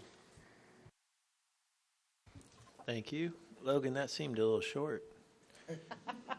I'm just kidding. It's Logan's first presentation, so we had, good job. Good job. We'll open this item for public hearing. Is the applicant here? Come on up. You've got 10 minutes, and you can save 2 of the 10 minutes for rebuttal. You just push the button on. There we go. Sorry. My name is Greg Gamble, and I live at 716 Hampton Cove, Franklin, Tennessee, and we do want to save 2 minutes for rebuttal. Thank you. I'm here tonight with Sean Henry and Brendan Boyles. As Councilman Syracuse stated, this site, this area, is a gateway to Hermitage Avenue and Lebanon Pike. The areas surrounding these properties are currently in a state of evolution. They're evolving. The trolley barns and Rolling Mill Hill to the north specifically have become pedestrian activity centers along Music City Star Corridor and Riverfront Park. The properties proposed for rezoning border the interstate, Music City Star Railroad, and the Cumberland River. The companies that have recently moved to this area have coined the term the Rail Yard District to start to give it a sense of identity. The rezoning to office will be a catalyst for businesses that will complement the adjacent land use policies, engage the river, rail line, and improve current infrastructure. There are currently 4 access points to Nestor Drive and Driftwood Streets from Hermitage Avenue and Lebanon Pike. One of these will absolutely need to be improved for both automotive and pedestrian connection. We've met with the railroad representatives and we've met with Public Works to discuss these roadways and these connections. You can see on our board the current state of the site. The property is not in compliance today with Metro Council or Metro's stormwater regulations or floodplain regulations. Much of the property is covered by building or asphalt, and there's very little pervious surface. There is no open space for a greenway extension.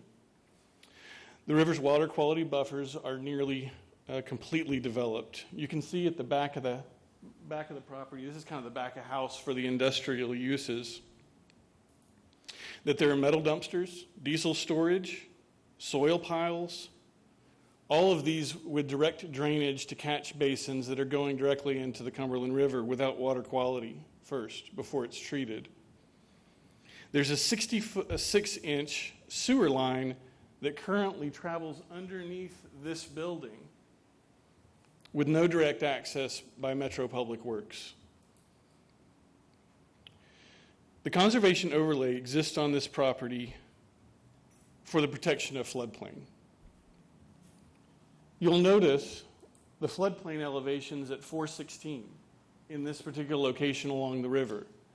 All three of these buildings their finished floor elevations are above the floodplain. So what that means is that over 50% of the site where the floodplain storage is supposed to be is encumbered by building footprint today. So the redevelopment of the property under general office will require that a plan adhere to floodplain requirements, Metro's floodplain regulations. These would include the balancing of cut and fill on the property. It would include the construction of buildings which have finished elevation 1 foot above the floodplain, improvement of the flood storage, repair to the buffer zones, and continuation of the greenway trail across the property. It is not necessary to change the policy for this rezoning. Office is categorized as an appropriate land use in district industrial, and general office is identified as an appropriate zoning classification. With redevelopment, the goals of conservation overlay can be implemented. But not approving general office district, there is a concern that the site will remain as it is, as an industrial operation that remains non-compliant with Metro's floodplain regulations and will continue to erode the value of the Metro Transit Authority's property that's across the street. I'm going to have Brendan follow up on a few of the engineering items. Thank you. Brendan Bowles, Kimley Horton Associates, 214 Oceanside Drive. Greg did a great job. I don't know that I need to go into much more detail, but we've had some conversations with staff and various departments about this property, and there have been some concerns that they raised in their staff report with access in the floodplain. You know, with almost half the property out of the floodplain already because of the buildings are being elevated, I think there's some opportunities to redevelop the property and meet the stormwater management requirements in a way that would enhance this property in this area. The stream buffer certainly isn't meeting its requirements today. It's draining directly into the river, like Greg said, with no treatment, no water quality. So giving us some additional opportunities to recruit tenants that may want to relocate here to Nashville would also give Metro an opportunity to improve this property in a way that it gets in compliance. The buildings aren't in compliance with the floodplain regulation. The site's not in compliance with the stream buffers. There's a 66-inch sewer line that's running underneath the building that Metro Water has told us they want to get access to. And right now they can't do that with the building on top of it. So there's a lot of positives that can come with redevelopment. We understand the site's constrained with access. We are going to work with Public Works to do a traffic study at the appropriate time when we get a building permit going. So we're just asking for your support to try and continue to have this property be a catalyst for this area. Thank you.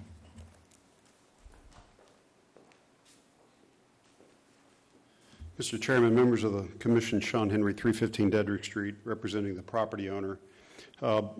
This is one where the property owner and the development team really started a year ago, meeting with folks in this immediate neighborhood through a community plan amendment process.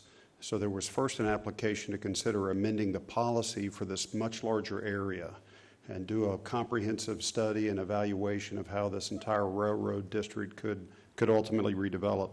That policy amendment concept really didn't get any traction with the staff, and so my client withdrew it a few months ago. I think it was back in June, perhaps. And so the thought was, well, if that doesn't make sense, what does the current policy authorize? The current policy, industrial policy, lists the Office General Zoning District as a zoning district that implements the industrial policy. So we simply assume that by applying for OG, that would lead to an approval because that's what the current policy supports. but staff's raising this issue of floodplain as a concern. And, often we overlook the fact that we have IR-based zoning here, but we also have a floodplain zoning overlay. Your zoning code has a floodplain zoning overlay. It applies and is mapped based on the floodplain boundary. The floodplain overlay, the floodplain zoning overlay district requires that any development within the floodplain has to comply with the floodplain regulations and the stormwater management regulations. It refers to that document. And of course, we have a whole department devoted to that effort. So staff is looking for a guarantee here, and frankly, that guarantee is already built into the review process. It would be the zoning overlays, it would be the Office Zoning District OG, subject to the floodplain zoning overlay district requirements. So the policy here is certainly recognizing that there's floodplain, but it's actually serving a redundant effort. The guarantee comes through the regulations that are already in place. So what we have here is a catch-22. There can really be no reclamation and protection of the floodplain unless the property is rezoned. As you all know, the only way these things happen is when development comes along and does it by investing in the property and complying with the regulations that are in effect now. And that's the same goes with the access concern. There's no way to improve the access unless there's zoning in place that's going to get that investment to do just that. So without the rezoning to office, the property is going to remain as is. It's going to remain non-compliant as to our current stormwater regulations, and it'll be reused in its current form indefinitely. So we think and we submit that this rezoning makes sense. We've reached out to Councilman O'Connell, met him on site last December, and he looked at this and said, this makes good sense. We ought to move forward on this. Talked with him 2 days ago. He was surprised by the staff report. I know there may have been conversations with him more recently that I'm not aware of, but nonetheless, he thought this made good sense, and you heard from Councilman Syracuse, so appreciate your consideration, please. Thank you. You got 45 seconds for rebuttal. And anyone wishing to speak in support of the project?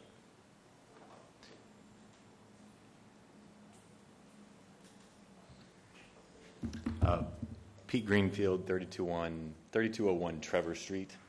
I actually work in commercial real estate and actually have worked in this neighborhood kind of coming out Hermitage Avenue along Willow Street and up against the river there. I've represented a series of owners and tenants, and I've worked in this town for about 15 years in commercial real estate, and we've worked in a lot of these industrial districts that have transformed. Worked in the Gulch in Wedgwood, Houston, along the Charlotte corridor where kind of the flyover is, and have seen a lot of the same attributes in this neighborhood where you have industrial users who are actually leaving by their own choices to leave the area, and having industrial showroom and office users actually backfill their spaces. So just wanted to voice support for that, and that the area is already kind of turning over, and I think that this office general zoning for this is kind of a natural transition for the area, and it absolutely will go that way eventually. Jeffrey Bunton of the Bunton Group, who regrettably could not make it, asked me to read this in his support. He moved his business from the Gulch to this neighborhood and asked me to read this on his behalf. I want to express my support for the rezoning under discussion here today. Having recently moved a 120-person company from 30 years in the Gulch to the Rail Yard District, I count the Bunton Group among the most energetic advocates of this new, exciting revitalization area of Nashville. Every week since our move in April, we have brought clients from LA, DC, New York, London, and other major cities to our new company home. In almost every case, these clients had been to Nashville previously, but were very much excited by the energy, story, and future of this changing area of our city. Thank you. Thank you. Anyone else wishing to speak in support? Saying none, anyone wishing to speak in opposition? Seeing none? 45-second rebuttal.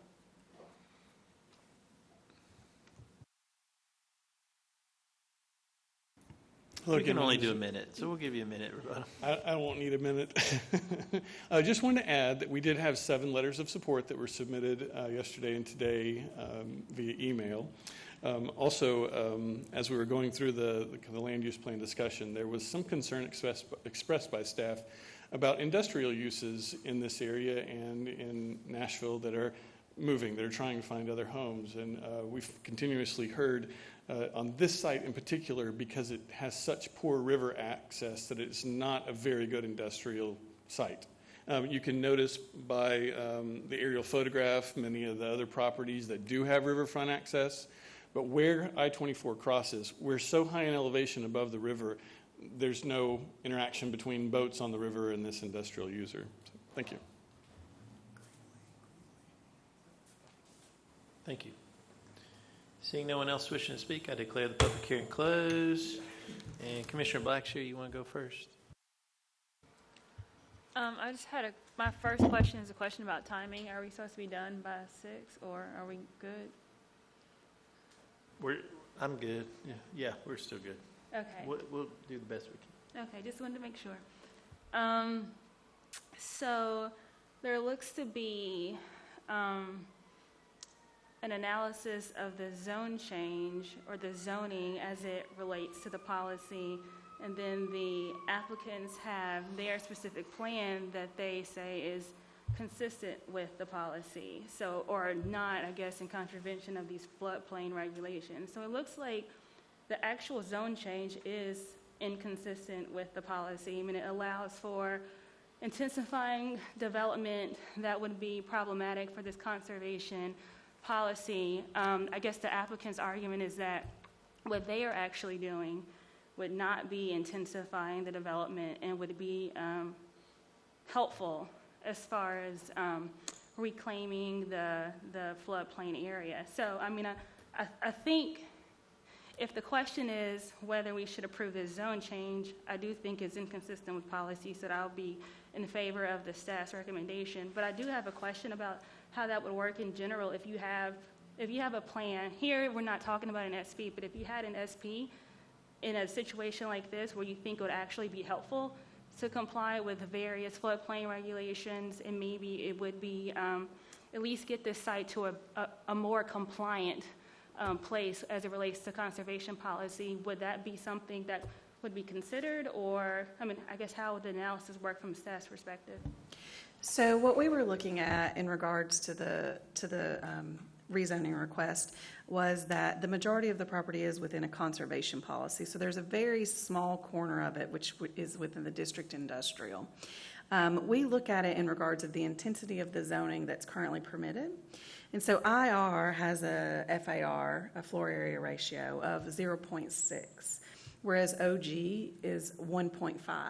And so from our perspective, we're looking at you're permitted to do, over twice as much intensity on the site than is currently permitted now. And I do think that we were also very concerned about the access to the site because it is limited. The 2 closest accesses are both under the railroad trestle, and they're constrained in regards to the width that's permitted and how, I'm not sure that they could even be improved given the current situation. There are things that an SP could do, but without kind of a comprehensive view of infrastructure for this entire area, I'm not sure that it may be difficult to get there.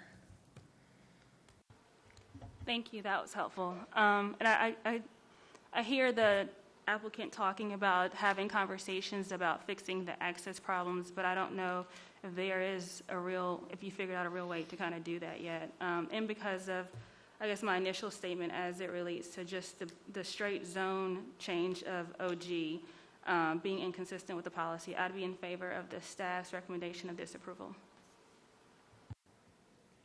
Commissioner Gutman? I'm struggling with this. So as it exists today, those facilities can be occupied and used and continue for an extended period of time as an industrial application, even though it's in a floodplain. I certainly understand staff's recommendation. I understand where they're coming from and being consistent with policy. But I do think that if this change would really improve the goals of that policy. So I'm not sure how to deal with that. But that is a challenge, and, you know, would really like to be for making that kind of change. This is that section through there is an amazing resource very close to downtown, and I think it could redevelop in a very, very positive way that would, in fact, improve the environmental conditions of that river frontage. So I'll listen to what other staffers have, other commissioners have to say, but that's kind of where I am. Commissioner Haynes? So the applicant said they've talked to the railroad about improving access. Can you all speak to that more clearly?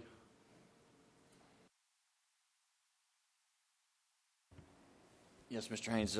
We did meet with R.J. Corman, who purchased Nashville and Eastern Railroad on February 11th of this year, and they do have a design that's in progress for widening Stanley Street, which is one of the two access points that are closest to this property. So I don't remember if staff had a picture of Stanley, but it's the most narrowest one.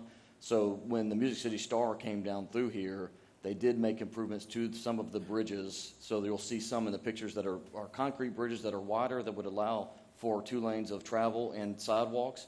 And then you'll see some of the old timber bridges through there still. So we have talked to R.J. Corman. They threw out some numbers about some cost, but they have a design in progress for Stanley Street to be improved. And that's the first thing that Public Works told us when we were talking about this area. We met with Public Works on February 15th of this year. They said Stanley Street has to be improved. So we've heard that message loud and clear that Stanley Street needs to be improved. You know, we need a developer at the table to want to do a project so that we can have the funds to do it. And so those are the details of that. I think based on the intensity of the FAR here and given the difficulties of the access, I'm going to support staff's recommendation. All right, is there any other discussion? How about we try that? Any other comments before we ask for a motion? Commissioner Young? A question about the CO policy. One, it says in here that the CO policy should protect environmentally sensitive features that are on site. If there are no environmentally sensitive, I understand that the desire to improve water quality and improve the buffer zone, things like that, but if there are no environmentally sensitive features, how should we reconcile that? So almost the entire site is covered by floodplain, and so the CO policy speaks to when properties have been previously developed or have been disturbed, such as this one, that it would be a idea of reclaiming reclaiming the floodplain, and in this case, floodway as well. And so that's kind of what the conservation policy speaks to, reclamation. Okay, so reclamation would be falling, okay, all right. And when was this policy adopted? Anybody know? Most recently with Nashville Next, Okay. 2015. Yeah, so the development pattern away from downtown and as these industrial areas are redeveloping that's all been considered within the policy. Yeah, and Logan, if you could go to the policy map, you can see that there is kind of a mingling of a whole bunch of different policies in this area. The green, where the river is, that's the conservation policy. And then you can see downtown showing as the T6, like Logan mentioned, a little pocket of mixed-use neighborhood as well. And so the conservation policy is that green that you can see there. So can I just follow up on that question? So long-term, based on that, it seems like we would envision this whole area being reclaimed as floodplain or an open space? Is that? We grappled and debated this proposal because of its adjacency to downtown and what Commissioner Gobble said. We saw benefit, but I think given the constraints, the access issues, we weren't comfortable with sort of one-off lot development at a time. I think the site is complex enough that we want a holistic understanding of how the infrastructure would develop, and that's really what's, I think, in the best interest of this city in an area like this that is so prominent, that does have opportunity. When it redevelops, and I think it will, I would expect to see an infrastructure plan, a partial floodplain reclamation plan, as well as some development intensity. But we don't know how it will develop under this base zoning, and it's one property of several that would be considered. So I think they've made progress. It just struck me that this felt a bit premature. So just clarifying, the applicant did say they came to us about a policy change at one point? Can you speak to the policy discussions? I know there was one point at which we just considered looking at the whole area. If you can help understand what those conversations yielded. Sure. Greg Claxton with the Planning Department. We worked with the applicant for close to a year on both a policy change as well as a supplemental policy to try to provide that more holistic view. Starting from this site and moving to the east towards Fessler's Lane, we looked at a fairly large area. As discussed, kind of the benefits of redeveloping the site, the proximity to downtown, opening up access to the waterfront, improving the infrastructure, improving the floodway, were things that sort of drew us in and wanted us to see if we could find a way to make this work. Ultimately, as we got in to see the access constraints on the three access points, the extent of the floodway, the depth in some locations, not as much this site, but other parts of the area are even lower. The volume of infrastructure in the site, not just on this parcel, but really throughout almost this entire area that we looked at. All of those kind of came together and interacted in a way that made us feel we couldn't get to support. We looked at, considered T5 activity center, as well as T4 urban centers, and couldn't make either of those work to get to the kind of fine-grained mix of uses that we typically look for in those policies. I mean, I'm definitely torn. I think I don't want to be irresponsible in approving something that is in the floodplain, but I also think that the applicant made some very good points that, you know, you've got to get development interest into an area so that we can start getting resources to do some of this. So I think I definitely see both sides. I think I agree with you that it should be a broader policy discussion first, most likely, but I'm wondering how we can expedite that in such a way that, you know, we can keep the current applicants who sound like they have some good ideas for this, without them leaving it. I agree. I mean, this, again, was one that we debated extensively in the department. It was not a slam dunk. I guess option one is to say to us, we want you to go back and look at a policy change in a broader area. That's direction. You heard what the constraints were, but that's telling us that you want us to overcome that and address this. The second option is to say we want to move forward with this rezoning in anticipation of additional policy work going on elsewhere in the area, and we can certainly go in that direction if you're so inclined to support the zone change. So it wasn't a slam dunk for staff. We struggled with this one. So we need a motion of some sort. But I feel the same way. I usually try not to speak too much on issues, but I don't think it seems realistic to me that the whole, like you asked, that all of those lots going down the river are floodplain. Mm-hmm. So, I mean, that makes sense to me. That doesn't make sense to me. So, but I know though that under this particular one, it's inconsistent, and so, you know, we could, like the director said, we could defer this and ask them to go back and do policy look. and work with it and ask the department to work with the applicant. Or if anybody else has another plan. Well, I was going to clarify. We did, like Greg said, we did look at a larger area of policy, and there were a lot of constraints. The access, the floodplain, water surfaces has facilities there with lots of underground utilities that were hard to figure out how to work around and to figure out how many actual building sites you would have at the end of the day. We felt like would be fairly limited.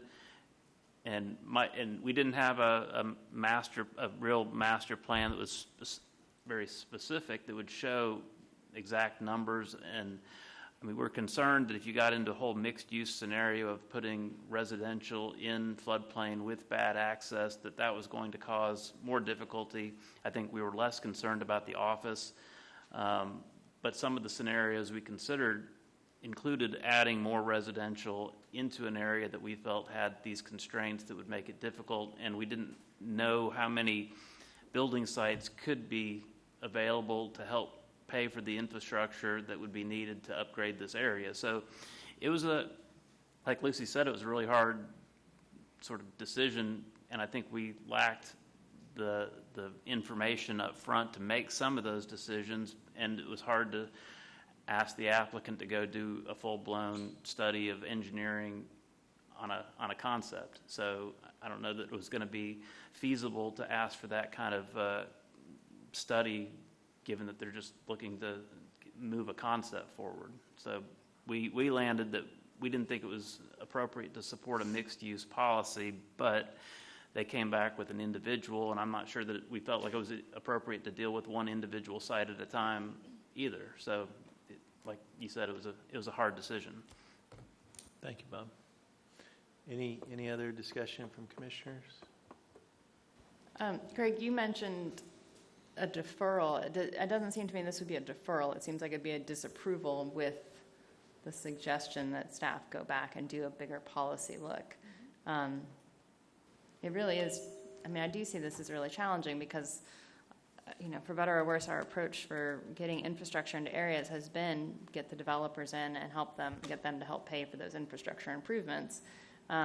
We debate that all the time and say, that's our approach, and then we get to a situation where the infrastructure improvements aren't keeping up with the pace of development, and we get a lot of criticism for that. And we've talked about the need for being more upfront in our infrastructure planning. So it's a really complicated one, because here's a situation where we have a group that's willing to put some resources into the infrastructure, but I don't know that we're ready for it from a policy perspective. So I don't know how we reconcile that. Yeah, I meant disapproval. I'm sorry. Not defer. So we'll need a motion. Someone? I'm going to move approval of staff's recommendation of disapproval. That's a proper motion, and Mr. Haynes, do we want to add in there that we advise staff to look at the policy for the area as well? Yes. All right, that's a proper motion. Is there a second? Second, any other discussion? I'll make sure, since this is a difficult thing, and I know the staff sometimes struggles with the things we say, but we appreciate it, Bob and staff. I really do appreciate it. Seeing no other discussion, all in favor of disapproval, say aye. Aye. Opposed, no. Ayes have it, and it is disapproved. And we are on to, that finishes all of our cases. And then nothing on historic, anything in parks, Commissioner? Nothing in parks. We don't have an executive committee report. Jessica, do we? Nothing. And then anything from the director? And then the councilman's already left, so seeing no other business before the commission, is there a motion to adjourn? Motion adjourned. We're adjourned.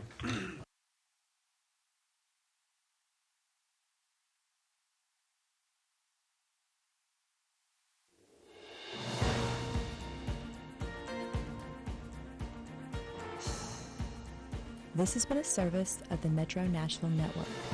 If you would like to see this presentation again, or for more information about this and other programs, visit nashville.gov.